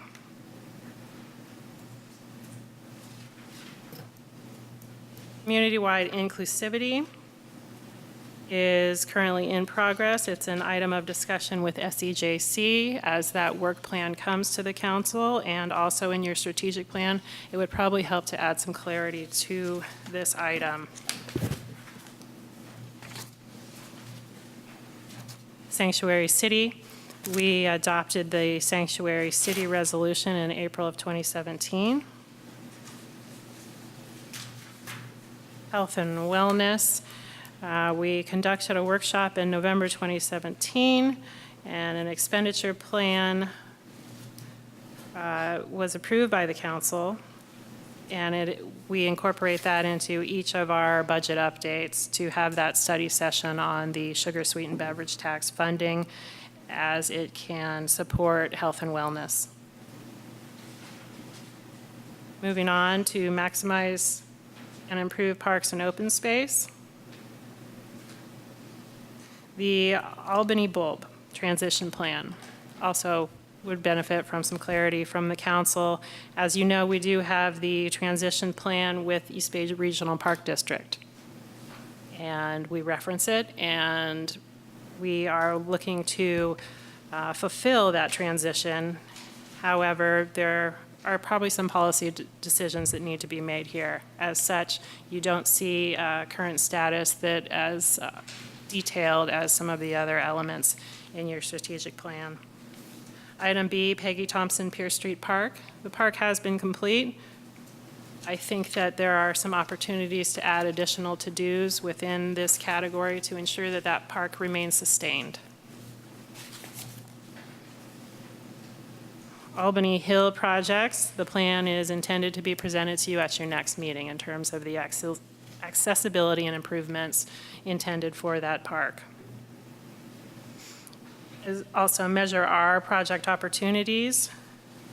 We are utilizing that for creek improvements between 8th Street and 10th Street, which will be presented to the council in 2019. As you know, the Park and Rec Commission will also serve as a sounding board for a lot of these improvement projects in terms of natural open space areas. We also have a memorandum of understanding with City of Berkeley and UC to steward the creek operations and maintenance. In terms of investigating space, open space, Caltrans right-of-way, It's in progress. We have 2 potential sites which are under the Buchanan Freeway, and this takes coordination with Caltrans. Create cultural facilities and opportunities. The Greenway project has been completed. The art installations are ongoing, and as this becomes complete, we can look to update or remove this item. The Veterans Building Retrofit funding options, this is something that will come back to you in early 2019 as well. I realize we are in early 2019, but in your next several meetings, we can have a substantive update on the current cost projections for that facility and identify policy direction by the council in terms of interest for that building. The next 2, review existing memorials and installation on public land, and policies related thereto are intended to begin in spring of 2019. You have a handful in item 4, promote business vitality and advance economic development in the arts, that have been completed. One is the establishment and approval of the Economic Development Strategic Plan. One is additional amenities adjacent to Solano Avenue, which have been successfully identified along the Greenway, and to complete the UC Village project. It feels like a long time ago, but as you recall, that was probably a 10-year process, so we shouldn't forget all the hard work that went into that. Implementation of the Arts Master Plan and connectivity to economic development is underway. The committee has intended to update its master plan and public arts plan, which will help further inform next steps in this area. Facilitate government accountability. We updated our website in 2017. That's certainly dated as of now. Hopefully the website is user-friendly to those. We continue to monitor its effectiveness and make tweaks as needed. Let's see. Our communications are ongoing, and we continue to try and be as innovative as possible while also relying on the good old-fashioned snail mail. It really depends on the item under discussion and how we adjust our communications there too, but the bottom line is that we try and have as many mechanisms as possible. Not sure how I could say it. Staffing is an ongoing analysis. As you know, the council authorized an operational and organizational assessment of the finance department, which was completed in July 2018. We also have the classification and compensation study of all job classifications within the city, which is a hefty analysis project by a consultant to ensure the currency of all our positions. Item B, alternatives to current city treasurer stock structure. Measure N was approved by the voters in November 2018. We will begin looking at how this transition occurs over the next 2 years. Funding mechanisms is item 5.3. We had the sales tax extension approved by the voters in November 2018, and we also had Measure M approved by the voters in November 2018. I should reiterate that both of those were approved by a strong support, and that is something that we don't take lightly. And you should see in our website and also our communications at public meetings, including the City Council, full accounting of those measures as we move forward. And I'm seeing a lot of gray on the last page. These are all things that we have basically completed, but again, there could be a new iteration thereof. And make sure I'm not overlooking that. Okay. So marijuana policies, the council has conducted a study session and has an ordinance that was adopted in 2017. There should be some follow-up by staff as this world continues to change. And the voluntary campaign finance limits was implemented just prior to the November 2018 election and was in effect for that election for the office of city council. That was a very quick update. I'm happy to answer any questions or clarifications that you need on the status of anything. And again, the intent of today is for you to receive that update and also to begin looking at if there's anything that needs to be updated or clarified, as this is the second year of our 2-year strategic plan. Thank you. Questions from the council? Why don't we start to the right this time? Michael Barnes, anything? Pete? Us? Yeah, a little bit, request for refreshing my memory. 1.4, managed parking. I do recall that we had done a study. The results of the study, as I recall, is that we can't justify parking meters or permit parking because we have too many spaces? Is that, really defining it down?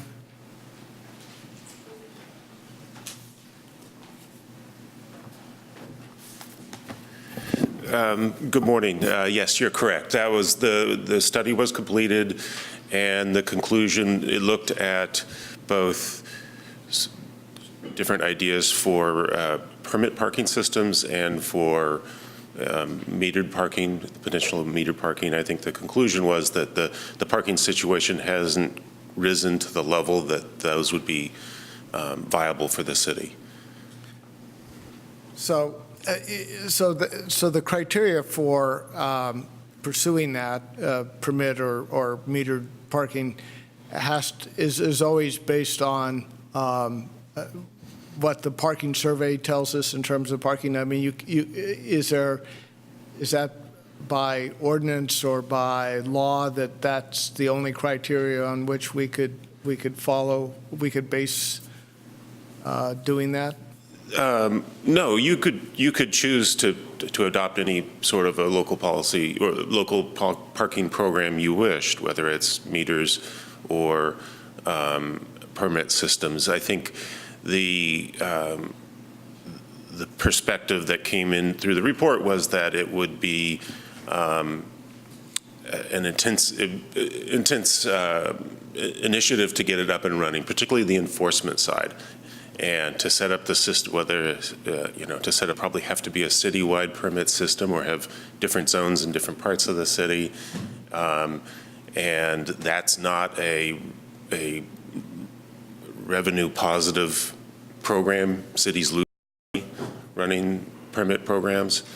And the same goes with parking meters. Even though there's revenue that comes in through the meter, it's not enough to support the enforcement side. That was at the time that the problem hadn't risen to a level where any action needed to be taken to address the try to manage the parking supply and demand any more than what we do now, which is the 90-minute zones in some areas. Okay, so since we did that study, we've also initiated our economic development plan on Solano Avenue, and I guess we're working on one for San Pablo. A lot of the feedback we often get is around parking. If we do anything, we're going to take away parking places for people that live adjacent to those streets. I just wonder if we, shouldn't we? Well, a personal opinion, but I mean, it seems to me that maybe we need to be still looking at this issue rather than saying, well, we did the study and it's over, because there are other goals we might have that I think permits or meters might encourage. You know, the idea that we can't, because it doesn't bring in enough revenue, you know, we do lots of things that don't bring in that much revenue, whether the revenue for our building permits or any other permit that we give out always covers all of budget for the community development department or some other department might be a bit questionable. So, you know, I understand trying to make something revenue neutral is a challenge. But there may be other policy reasons to consider doing this. If I may, just you know, from a land use planning and professional perspective, there are lots of good reasons to have permit parking or metered parking or some sort of charged parking system. It's not an easy thing for city councils to implement, and it's both fiscally it's not easy and politically it's not easy because there are a lot of competing demands. And if it's something you want to take on, great, we're happy to do it, but it's going to be a big beast of a project. I understand the political aspect of that in particular, but you know, thanks to Albany's wisdom of term limits, I think we're actually all. You know, this is our last term for everyone on the council, so you know we could show some political bravery here. Anyway, that's a question comment. Well, let's come back in the comments. Peggy McQuaid, do you have questions? Well, I think my only question right now is a procedural question. We have about an hour left. So I'll take most of the hour now to pontificate about why we shouldn't take a lot of time talking. But I do think that we need to kind of move this along and not get into the weeds about why we do or don't want to do something. Having said that, I have a lot of sort of minor adjustments to make and then some things I'd like to add in, and I'd just like to know the appropriate time to do that. Well, right now, just questions. And I do think we've got more to cover than we're going to be able to cover in an hour, especially with public comment as well. So what I'm going to suggest is that we keep things at the very highest level for right now, knowing that we will come back and get to the specific strategies in the future. But right now, I think that our focus should be more on what we're trying to achieve than on how we're going to achieve it. Could I suggest we add the new things first and then minor adjustments could be done via an email to staff back to council to look at? New things, new strategies, or new objectives? New items to put on, new objectives, I guess. New objectives. If we keep it at the level of objectives. Okay, then I have no other questions. No other questions, okay. Yeah, just to follow on to, no, I have no questions other than just to follow on to Councilmember Moss's remarks. He characterized it, the study is showing we don't need to do anything, but I just want to clarify that the detail that there were neighborhoods shown as impacted during certain times of the day during that study. So there certainly was impact shown, but you know, as stated, it's a bit of a gray area as to when and how you deal with that. But there was impact shown to neighborhoods, certainly, to neighborhoods especially. Okay. I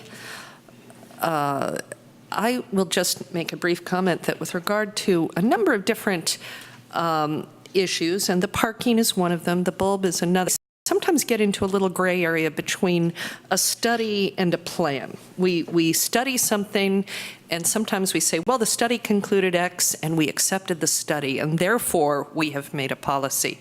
But when we accept a study, we're saying they did what we asked them to do. It's a whole different thing to take the next step and say, this is our plan. All right. I'm not going to ask any questions. I'd like to go to public comment. Do we have speaker cards? No speaker cards. Oh, here we come. Here come the speaker cards.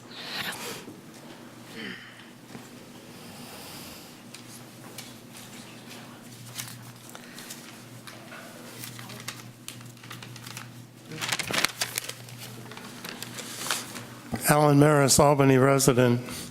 First, I'd like to thank you for making housing availability a part of your strategic plan. Affordable housing for moderate, low, very low, and even no-income people in the Bay Area is at a crisis. The community has indicated support. A couple of years ago, we had a council candidate who was homeless, and she received more than 1,500 votes from our community, so I think they're interested in this issue. Since the November 2016 election, $2.5 million has been available from Alameda County to Albany for an affordable housing project. This is our tax money. After nearly a year and a half, in July of 2018, Satellite Affordable Housing Associates was chosen to develop an affordable housing project. SAHA has developed many successful affordable housing projects in the Bay Area, and I think this was a great choice. Our neighboring cities have provided affordable housing projects and have indicated they would like Albany to join them. Berkeley recently passed a $135 million bond measure to provide affordable housing for moderate, very low, and no-income residents currently living in their cars and on their streets. That measure passed by a 70 to 30% vote. The city property, Albany city property, at Washington and Cleveland Avenues could be developed to accommodate up to 60 to 80 resident units, 200 to 800 square feet each, on this 1 acre site, depending on what satellite affordable housing concept design reveals. 2 4-story residential buildings with parking on the ground floor already exist in this neighborhood. So I'd like to see this specific project appear in your strategic work plan. I know SAHA is going to be presenting something this afternoon, and I'd like to see that get out to the status report on that project, get out to the public as soon as possible. Conceptual design could be prepared in 2 or 3 months for public review to cover issues of site development, possible residential units, project costs, and financing packages. Again, please provide a public status report on this issue. Thank you. Thank you. Hello again, Ed Fields. I'm speaking on Objective 1 to also promote housing availability. Strategy A, there's no mention of affordable housing in the strategy except for the reference to the one project in Action 1. If you look at the late 2015 strategic plan, it said facilitate opportunities for development of housing, particularly affordable and senior housing, especially along transit corridors. And it recommended initiating a nexus study for implementation of an affordable housing fee, which apparently has been dropped, and there's no language regarding affordability. In implementing Action A3, you should be guided by the land use element of the general plan, which talks about sensitive transitions to lower density development east and west of the avenue. San Pablo Avenue is critical. And buildings should be designed to protect privacy and sunlight on adjacent lower scale properties along Adams Avenue and Keynes Avenue. And policy LU 1-1 says, to the extent possible, new development throughout the city should be leveraged to create on-site and off-site opportunities for housing serving very low, low, and moderate income households. And policy LU 3.1 suggests using the state density bonus as an incentive for the provision of affordable housing. My block of Keynes approaches 15 units, or approximately 15 units per acre. By many standards, already dense. 25 out of 35 units on my block, which are 2-story small apartments and single-family homes, are renter occupied, 25 out of 35. The only other comment that I have right now is in Action A2, there's talk about Measure N1 implementation being complete. And in the argument in favor, which 4 out of 5 council members signed, there was talk about single-family homes, bungalows, I think was the word, being legal non-conforming and needing to have 2 spaces, parking spaces for each in order to be rebuilt. And I don't see that the city has dealt with that part of Measure N1. Thank you. Thank you.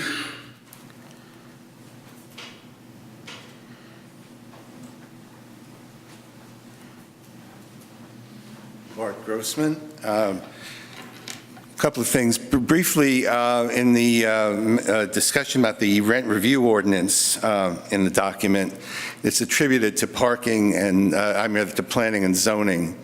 That was actually SEJC, and I have the bruises to prove it. So,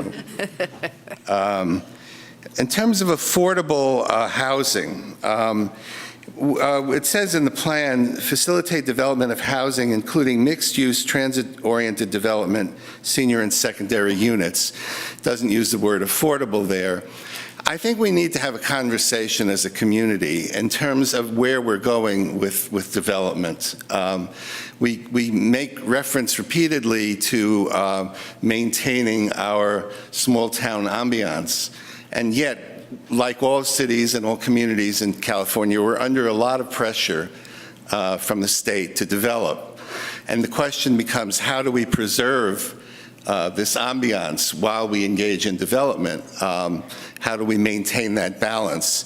Part of the concern, I think, is that there is, in the discussion of this, the belief that development of market rate and mixed-use housing will somehow result in more affordable housing, though the evidence we have in this area is quite the opposite.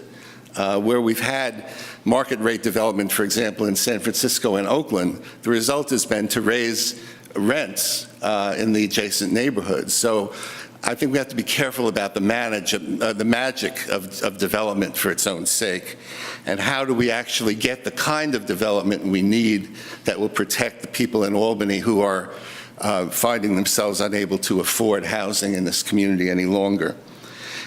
With regard to parking, I wanted to second Councilman Maas. I think that the parking study, I came to some of the working sessions on that. I think it was a flawed study in that it missed the time of the day when parking is most intense in our communities. That is late at night when people come in after work, and it becomes very difficult to find parking. And I think the study ended too early, and so it missed all of those impacts. So I hope that study doesn't define where we are, because I think it's not a good study. Thank you very much. Thank you.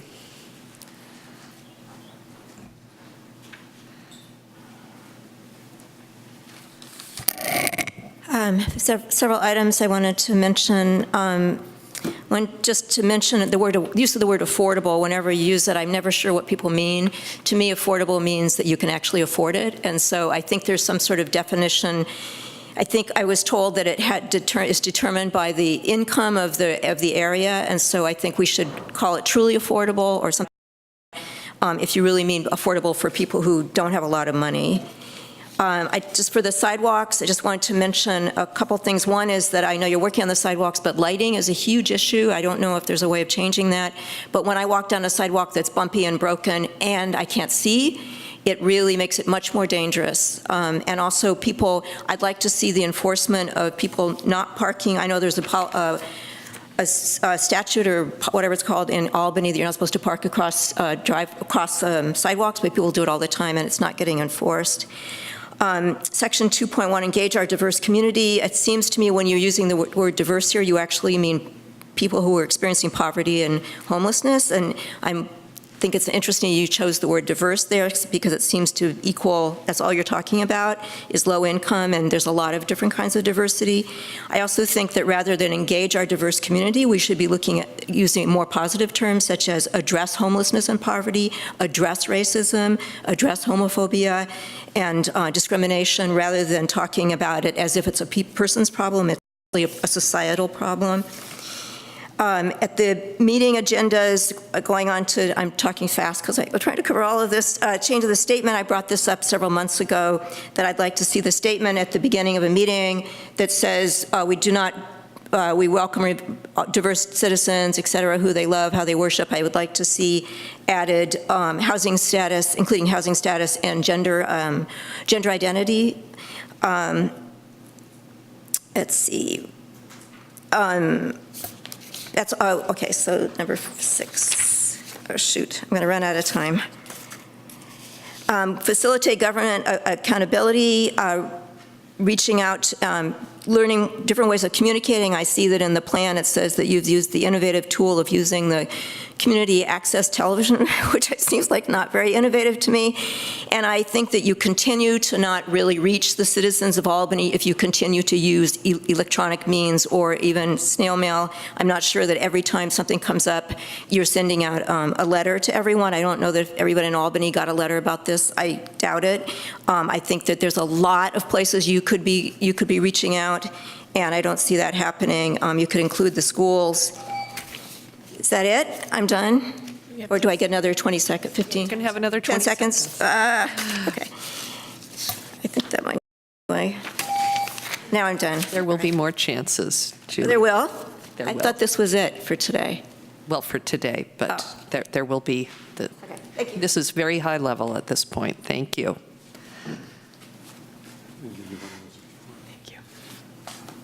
Just a couple of things. I just wanted to agree with the comments about affordable housing. I think as a community, we need to do a great deal more about this. I realize it's not a simple thing to deal with, but something I did hear a story on NPR the other day about Southern California where, and I can't remember, it was maybe Santa Monica, I believe, where they had a nonprofit had gotten involved with some people in the community to use their in-law apartments and things like that, or spaces, to house people that were homeless. And I know I have heard people say, of course, it's expensive to live in Albany, and that's how some people are able to afford to live here, is to rent out something. I'm not sure in that particular case. My understanding was that the people that were renting were getting some money for that. So it would be a way maybe to work on two sides of that issue, to find housing for people that are experiencing homelessness to rent here in Albany, as well as the development part of it. And then just on the transportation side of things, specifically more thinking of as a pedestrian, somebody that walks a lot. I know we're very, very into that, and certainly the bicycle community, that we just continue moving in the direction that we have been. One thing I'm particularly sensitive about is cars and bicycles stopping when people are in crosswalks.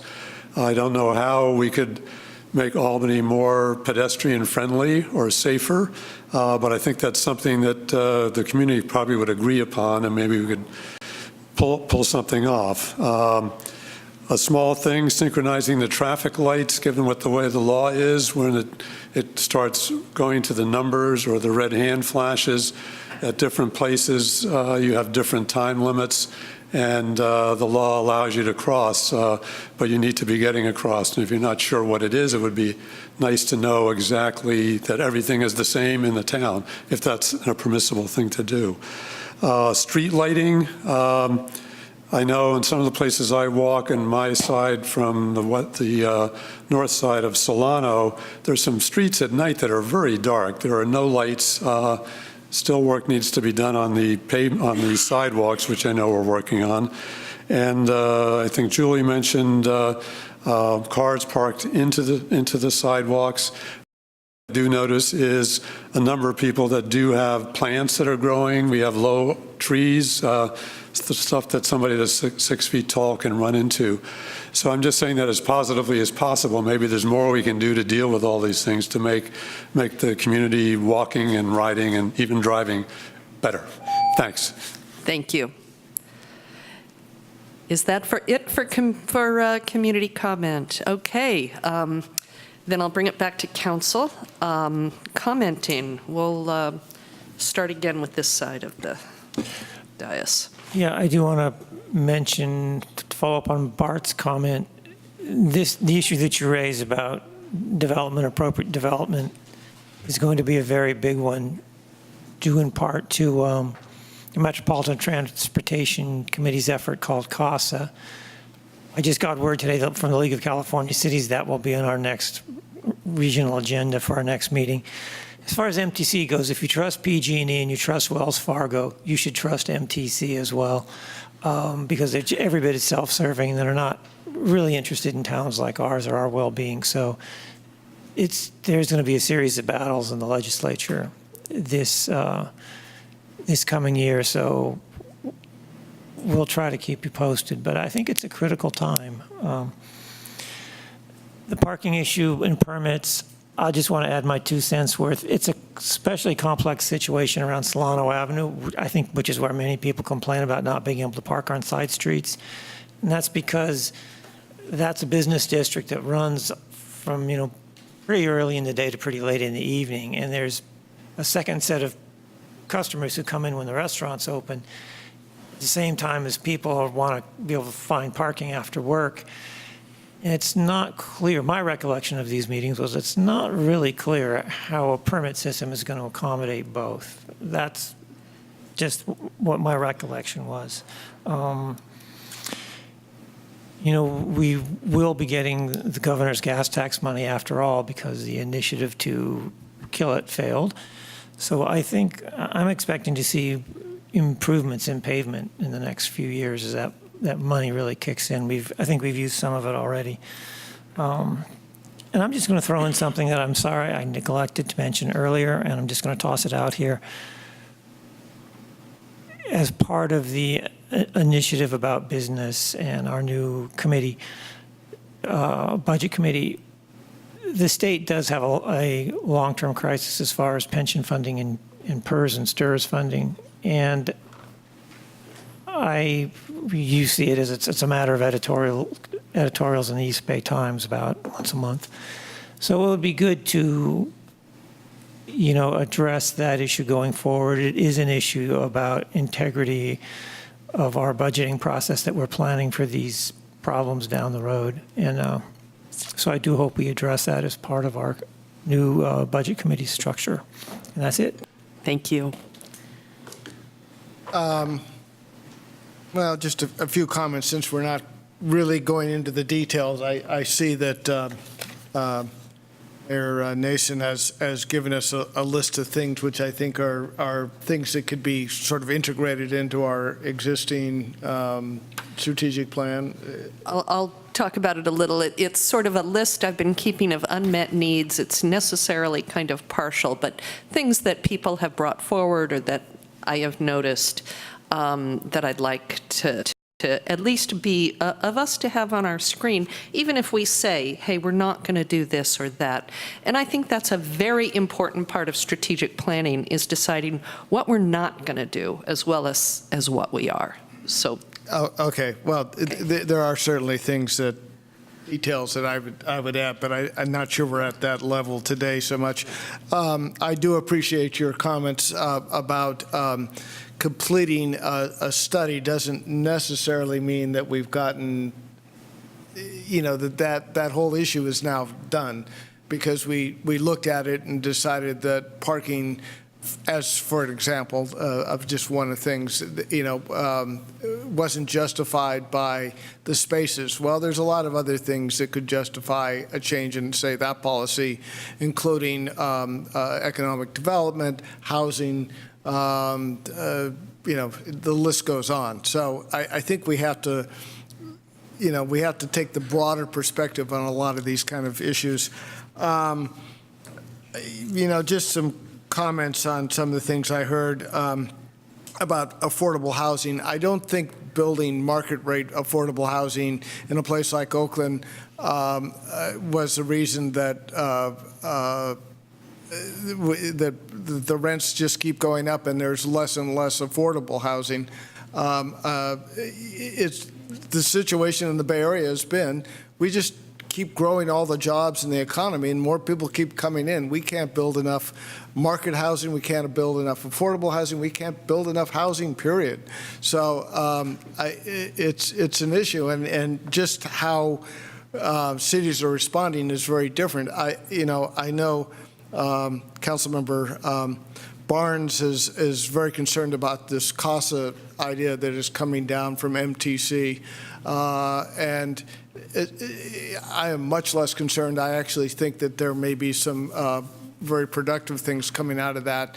The really quick summary is that it's now sort of gotten to the point where individual cities, except for a couple of exceptions, San Francisco perhaps, Oakland perhaps, maybe Dublin, but most of us are overwhelmed by the housing issue, and we don't have the resources or the inclination or for whatever reason to kind of address how much housing we really need.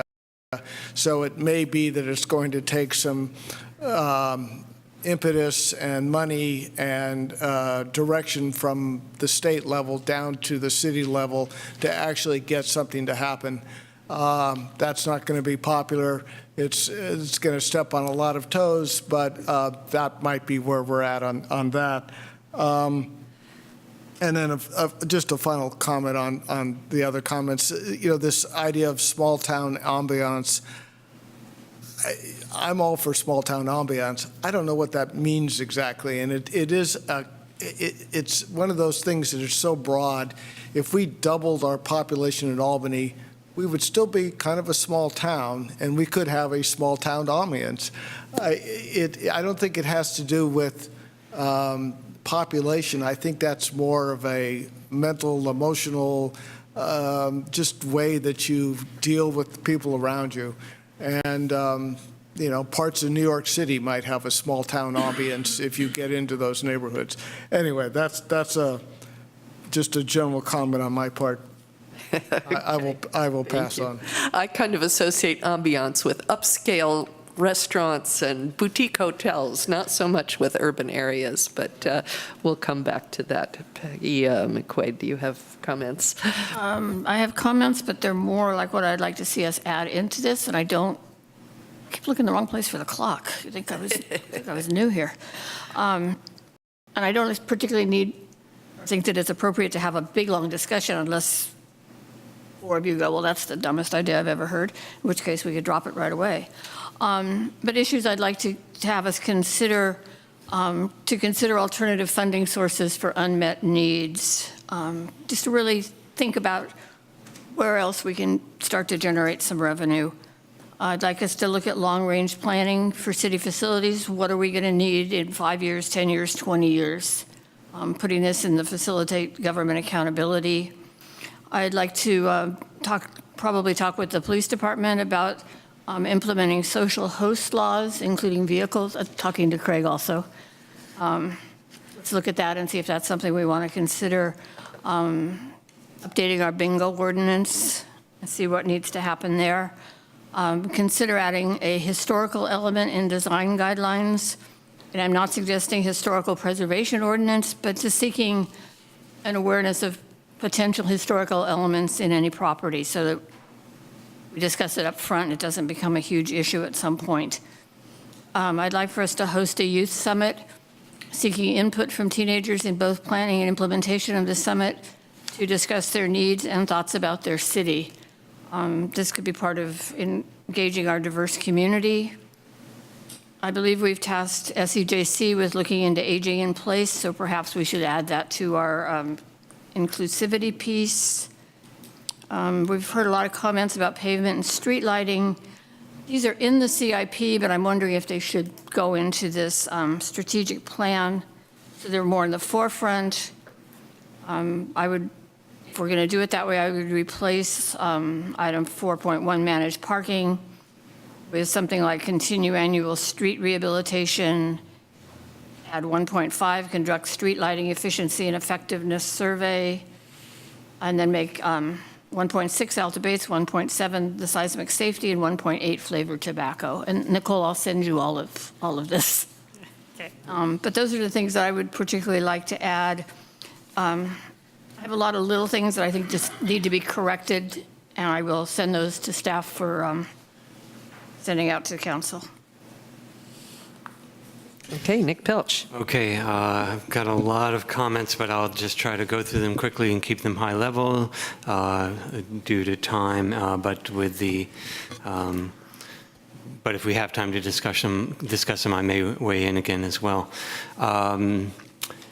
So I think that one of the things in general that strikes me about the strategic plan is that in a few sections, like under economic development and another section, we're removing a bunch of the items and leaving nothing in those areas. And I think we do need to fill them in with continued work to be done in those areas. Economic development is not something we just like has been expressed by about other items. It's not something that we just do and say we're done. It's a continuing thing that we have to work on. Economic development, parking strategies, these, especially if we're with economic development, then parking strategies will have to come back. So some of these things I think need to continue to be on the strategic plan.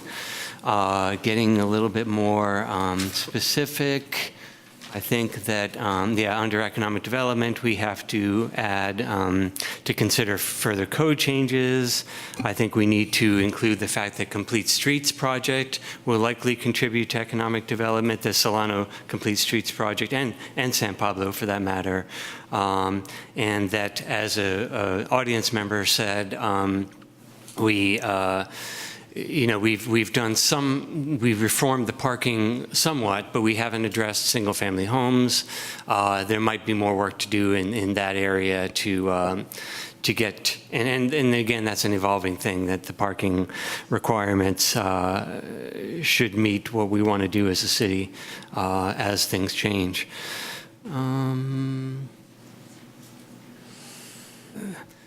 And I think that we can't remove the appropriated marijuana policies because we, as a council, we did vote on something before the January 1st, 2017 deadline, or 2018 deadline, I forget. But we expressed that in I believe it was 20 months, we would come back. That would come back to the council for review. So we have to keep that on the strategic plan. I think that I think it is. I think, and I brought this up before, that in our mission and vision statement, the City of Albany, where it says the City of Albany is dedicated to maintaining its small town ambiance, I can see that's being seen, and I think we got public comment to this effect. That can be seen as a no growth statement, that Albany will not grow. And I think to the extent that it says that, we ought to consider revising that to suggest that, yes, we care about the small town ambiance, but there are ways to grow and to evolve and still be a small town. My personal opinion is we'll never not be a small town. There's so many breaks to development in this city, so many things that have put in, so many protections that have been put in, so much R1 zoning that it's impossible to lose that small town. And we're in a 1.25 mile square. We're not going to grow unless we consider annexing Kensington. We're not going to grow any bigger. We'll always be a small town. Responding to a few things that I heard from public comment, Saha was actually, just to correct something, Saha was chosen, but they also, you should know that they came to us. So we didn't do, as far as I know, we didn't do a survey of providers, but they were proactive in coming to us.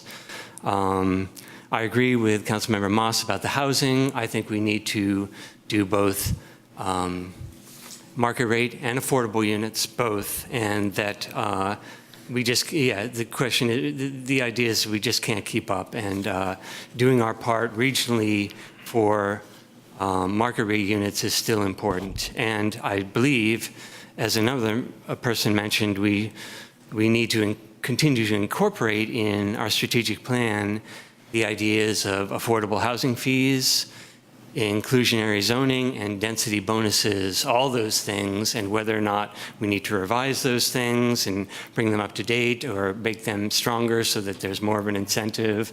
All of those things should still be on the table as we go forward. I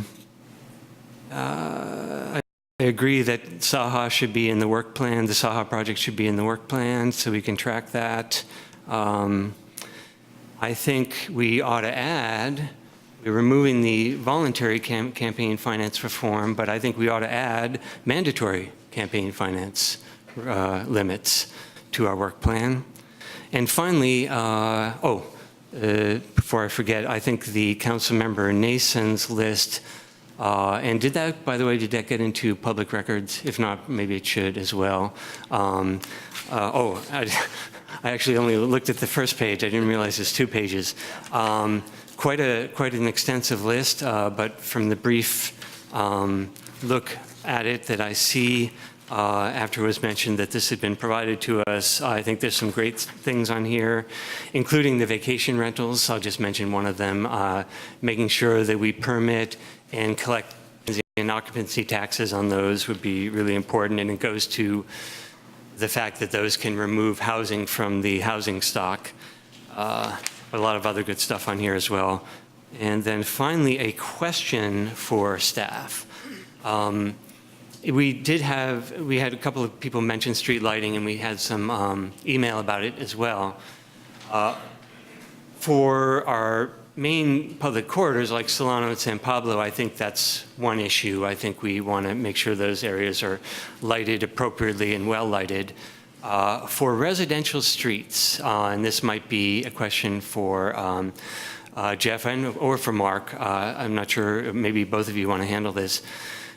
It appears that at some point we put in of 2 street lights per residential block for a lot of the R1 residential blocks. It seems that to do more than that would be great, but I want to ask staff, is that, my understanding is that that represents a huge... I think this might be getting a little more detailed than we want to get today. We I just have a study in the capital improvement plan. We have an assessment planned for lighting. What we'll have to talk about is how we fund whatever comes out of that study.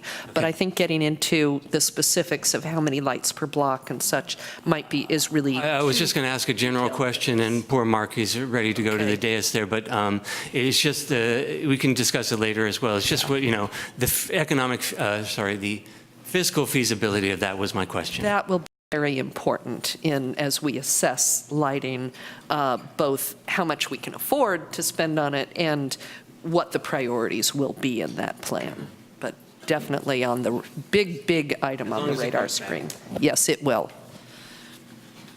And to emphasize again, we'll get a study and we will have an opportunity to adopt a plan and have clarity of, exactly what direction we're going in. So just, Mayor, just so that the audience members understand, because we don't have the time and because this is a meaty item, we'll be asking staff to revise this and come back with us in a future City Council meeting. We'll be discussing this again, and that people should be on the lookout for those agendas. Most definitely. Study session for January 22nd, your next meeting. Yes. Is that everything from your, okay. Yes, so far. For now. Okay. As was mentioned by a couple of people, I did pass out a list that I've been keeping. It's a partial list, and I realized an important thing I'm missing is some contributions from the Blue Glove crew that I walked with not too long ago who have a number of suggestions about improving our commercial areas, so I'll be adding that, as well as lots of wonderful input today from both the council and the public.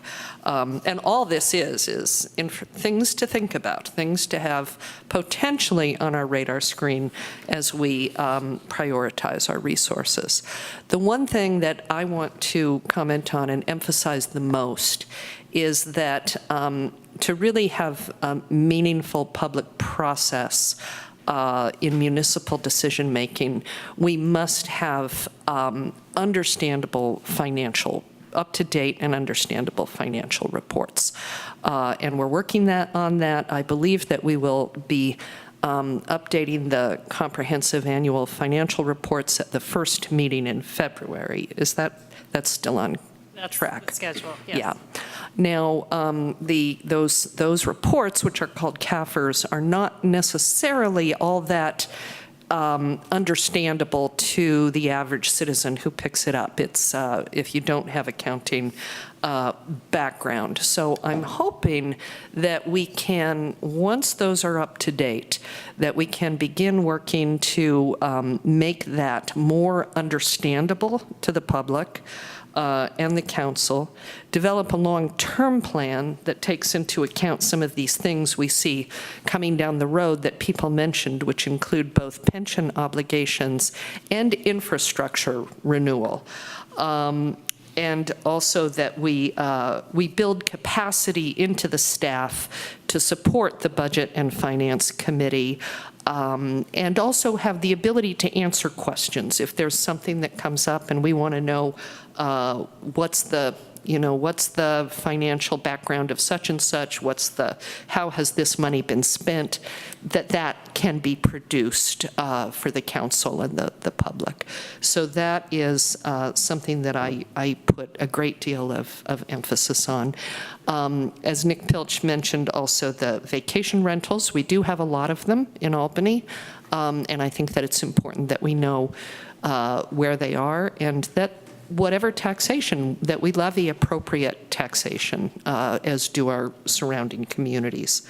And with regard to a number of issues, I'm sorry Jim is not here, homelessness, housing, Alta Bates, there are many, many such issues, climate change. These are issues that Albany cannot solve. It just cannot. What we can do is we can contribute. We can do our share. We can try to understand what is our share and do it. There may be areas where we can pilot or test something. There may be areas where we can contribute to leadership. But to me, the important thing is understanding. I want to see Albany do its share. I don't necessarily want to see Albany do Piedmont's share or Orinda's share. We should do our share, and we should contribute to a regional program to assure that everyone, and not just those who step up as volunteers, but everyone is doing their share. And I think that is the motivation behind the CASA thing, although I may have to go sit between Michael Barnes and Pete Moss to comment on that, because I suspect I'm closer to the middle. So those are my comments, and we're actually coming in a little early. Well, I'm not done. So, okay. Well, we can dive a little deeper then. You can go ahead. Well, no, I was just going to suggest that at some point in the spring that we have an agendized item, probably more than one meeting, on reviewing the mission and vision statements. We've had them for a long time, and I think it's not a bad thing to look at them and make that a goal further down the road. And another thing I'd like us to talk about, and probably on the 22nd might be a good time, is what is the strategic plan? I mean, we talk about affordable housing and real nitty-gritty things, but in the strategic plan, it does talk about the housing element, which covers a broad array of things like that. And I'm wondering if in a strategic plan, if you want to be pulling out very specific details of the housing element, or if simply saying implement the housing element is adequate. And I think that's a discussion that we possibly need to have. You know, how specific is the strategic plan? And can I just say one more thing? Oh, go ahead. No, go for it. Okay. I did send out a draft of updating our council statement. Since we do have a few minutes left, I'm wondering if we can address that after you do what you want to do. Sure. Just briefly, a few things that I neglected because I had so many notes here. One, just to respond to your comments, Vice Mayor. I think the one reason why housing is coming to the forefront is because it's a crisis. I mean, we certainly should respect our housing plan as well, but it's just such a huge issue for today that we do need to be, I think, a little bit more address it more specifically. So a couple things I forgot about. One is that in terms of the climate action plan, we want to continue to address greenhouse gas sources, even though BETO was not necessarily successful, and other places have had problems with that as well. I think we need to look at other mechanisms where we can encourage people change habits by and perhaps in ways that don't have any administrative burden at all, by making the permit for gas appliances higher, and then the permit for electric appliances lower, just for one example, but I'll move on from there. I think another area that we're going to remove everything, identifying new revenue sources. I think that should never be off the table, that we should always be continuing to look forward on revenue sources. And finally, the soda tax is mentioned, but we are overdue for our next study session. The last session was in 2017. It's now 2019. And I think we're okay in terms of yearly, but we can't get too far beyond the year point before we start getting out of compliance with our ordinance. So that's it. Okay. Further comments? Further? No, I think the general nature of this, I think we could leave it. Okay. You know, I do agree that it's time to revisit the vision and mission. The statement that appears on the agendas, to me, seems like it really should be a values statement that is a common part of strategic plans. And I would suggest that we consider doing that, having a values statement, and perhaps having a shorter values statement, but including all three on the agendas for our meetings. We could have a discussion now of whether we want to continue the word ambiance. We have time for it, and it is the highest level. We have the vision statement and the mission statement. We could discuss that now if people are interested. Might as well. Go ahead. I was just going to say might as well. I didn't, I can launch into my specific comment if you want. Sure. If we're all okay with that. Sure. I think Pete was about to say something. Okay. Though. Well, yeah, I guess I go back to my question. What does ambiance mean? I agree. Ambiance usually on a quick connection has something to do with the sound of the music in the fine restaurant that you're in, or the cushions on the chairs. I'm okay with it being in there, but I think it's one of those things that is sort of wide open for interpretation. So there may be a better way of defining small town ambience if it means that people sort of know each other and support each other and are friendly and on that kind of level of interaction, then ambience is great. I would support that. But I mean, I also agree that it often is used as a way, it's one of those, hidden code words of saying, well, we want small town ambiance, so that means if we grow, we won't have it. Or, you know, if there's any change that I don't like, then we've lost our ambiance. How would people feel about the word character rather than ambiance? Because to me, ambiance suggests an aesthetic criteria. Character suggests a social and moral kind of approach, that it is more, that what we're trying to maintain is the way that people in smaller towns practice behavior, knowing that they're going to have to continue to interact with the people to whom they are behaving. Your interactions are not one-time things. They are interactions that are going to form your social experience again and again and again, because in a small town, you keep running into people. And so that sort of character of how we approach one another and and the other piece of sort of the morality, the sense of being responsible for one another, that has a tendency to get lost as as people move into larger and larger spheres. It's just an idea. I think that idea has some merit, but then when I substitute it in, it still sounds like when you combine it with maintain character, I think some people will interpret it as maintain single-family homes, no apartment buildings, no growth in housing. That's my concern. I think it's a good word. So let me just tell you what I was thinking, and then actually an idea that came to me just now. What I was thinking was that instead of maintaining ambiance, that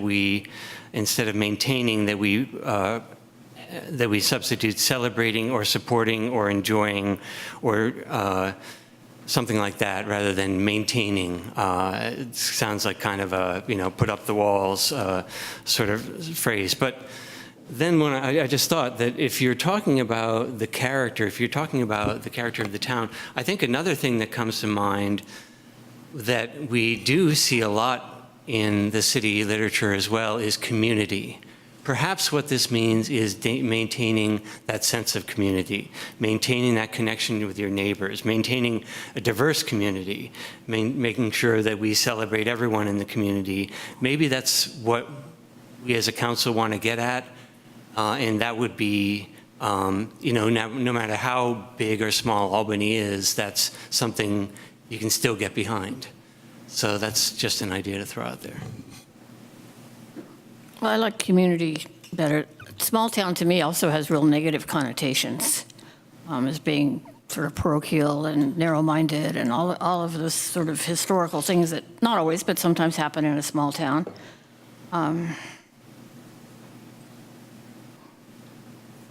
I need to think about it more, but I would be happy to take out the whole small town ambience phrase.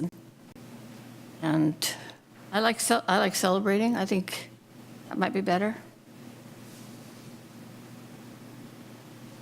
I think at the time that this was adopted, it was not long after the Voices to Vision and all of that, so there was an emphasis on the waterfront. I'd like to keep that in there, but I'd also like to say, and other public spaces. And that means parks, it means street life, it means every place that we share as a community should be, the creeks are obviously part of that. So I would like to add, and other public spaces there. I can get behind that. Are you referring to the vision statement? Yes, I am. How about celebrating? Just sort of, to me, sounds like we're throwing a party. What about advancing? We're dedicated to advancing the character, to advancing the character of its small town community, unless we want to leave out small town altogether. Advancing the character of the community. I could leave out small town. Yeah. Yeah, I mean, I know there's a lot of characters in our community, but. Including all of us sitting up here. I'm not quite sure. This is the kind of thing I'm always a little uncomfortable with. It sounds like we're creating advertising here as much as we're creating a mission statement. Community seems to be closer to the idea, and as I think, as Peggy was starting to point out, I've been in many small towns, and they're not always that great in terms of the interactions amongst the people in a small town. They can be as lethal as anything in a large city. So, okay. How about advancing its community character? Advancing a community character. What does that mean? Yeah. If you read that, what does that mean? It means advancing, and that means improving.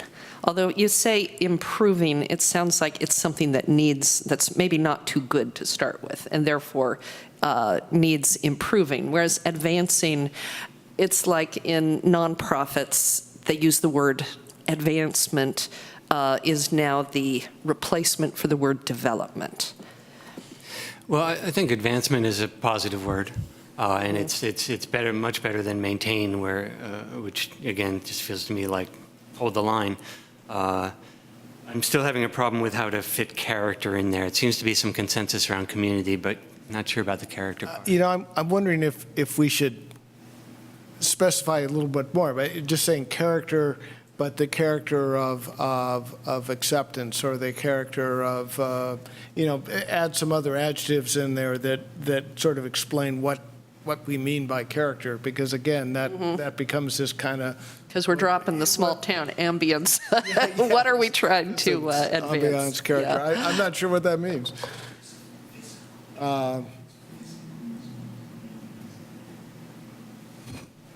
It's a diverse and healthy community.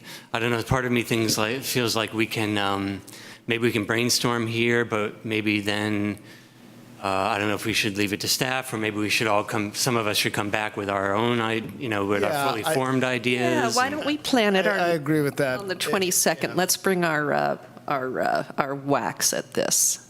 And when we did the motto, when we switched from being a northern gateway to the urban village, we had quite a community process, and the urban village actually came out of I want to say it was Brian Parsley, actually, who came up with that. And it's sort of a sit around the table and everybody's talking and you pull out different words. And I'm not sure this scenario is the best way to do that.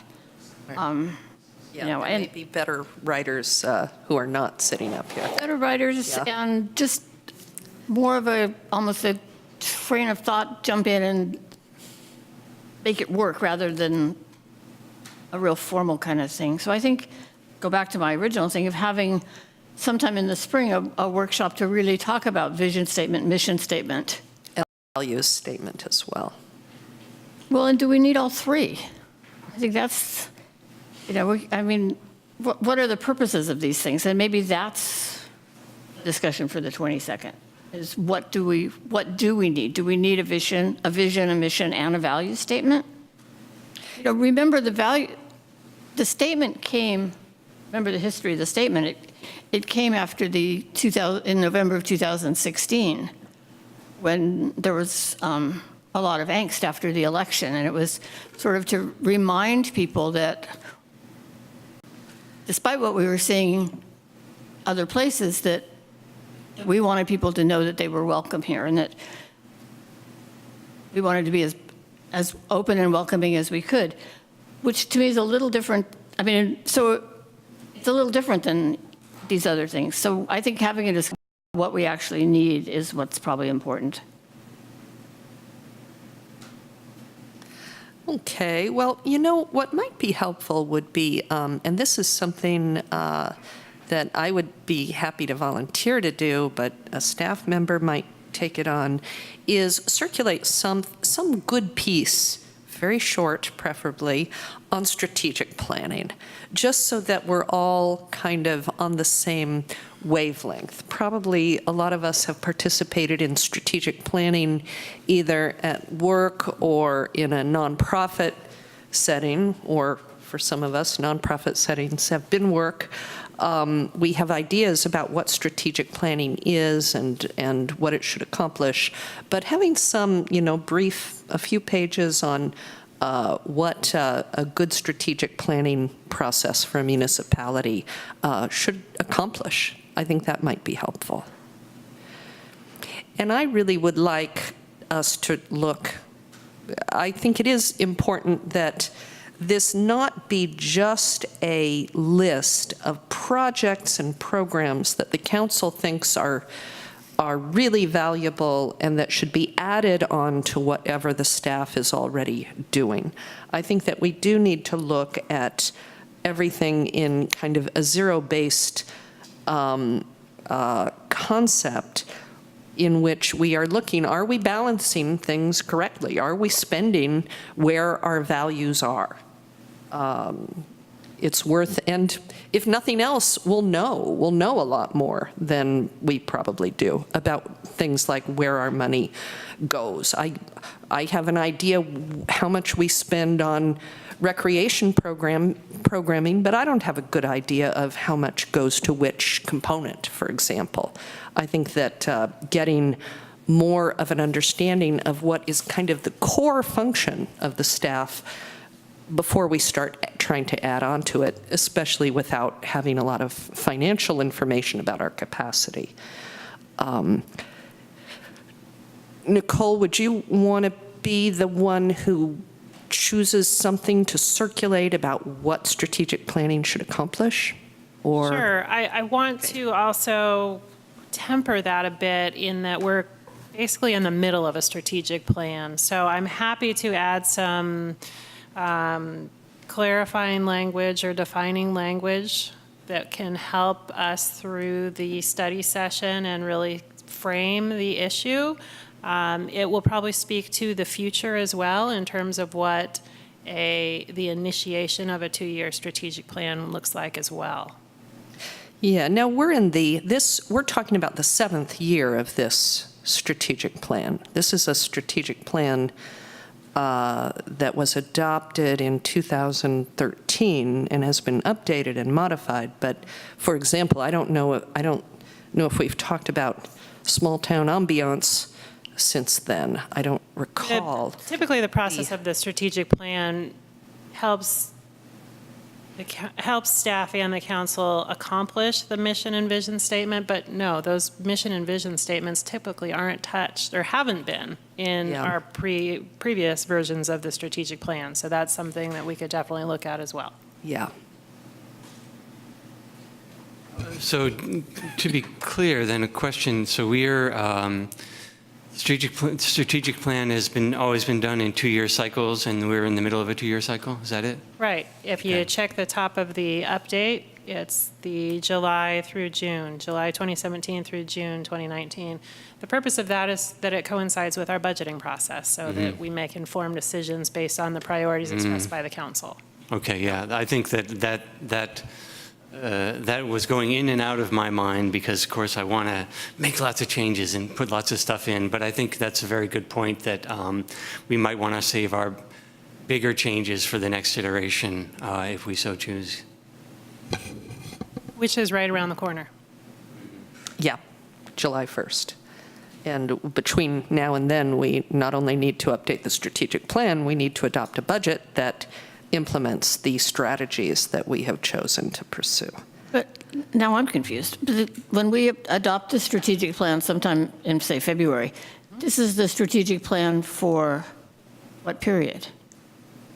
For the next 2 fiscal years. Right, that's what I thought. Okay, just the way that got said, I got confused. Which are the 7th and 8th years of the plan. Or no, actually, it would have June 2014. So it'd be the 6th and 7th. I see them as individual plans. I don't see them that way. Over 2-year periods. So it may be that you take the previous plan and you update it, and it still has the skeleton framework, but it is supposed to cover that 2-year fiscal period. Yeah, and I'm thinking, as strategic plan that you look at what you're trying to achieve, not just how shall we adjust the way that we're trying to achieve it. So it's a linguistic difference, conceptual difference. All right, well, we are reaching the end of our time. Any final comments for the good of the order? Thank you all for coming. Thank you all for coming.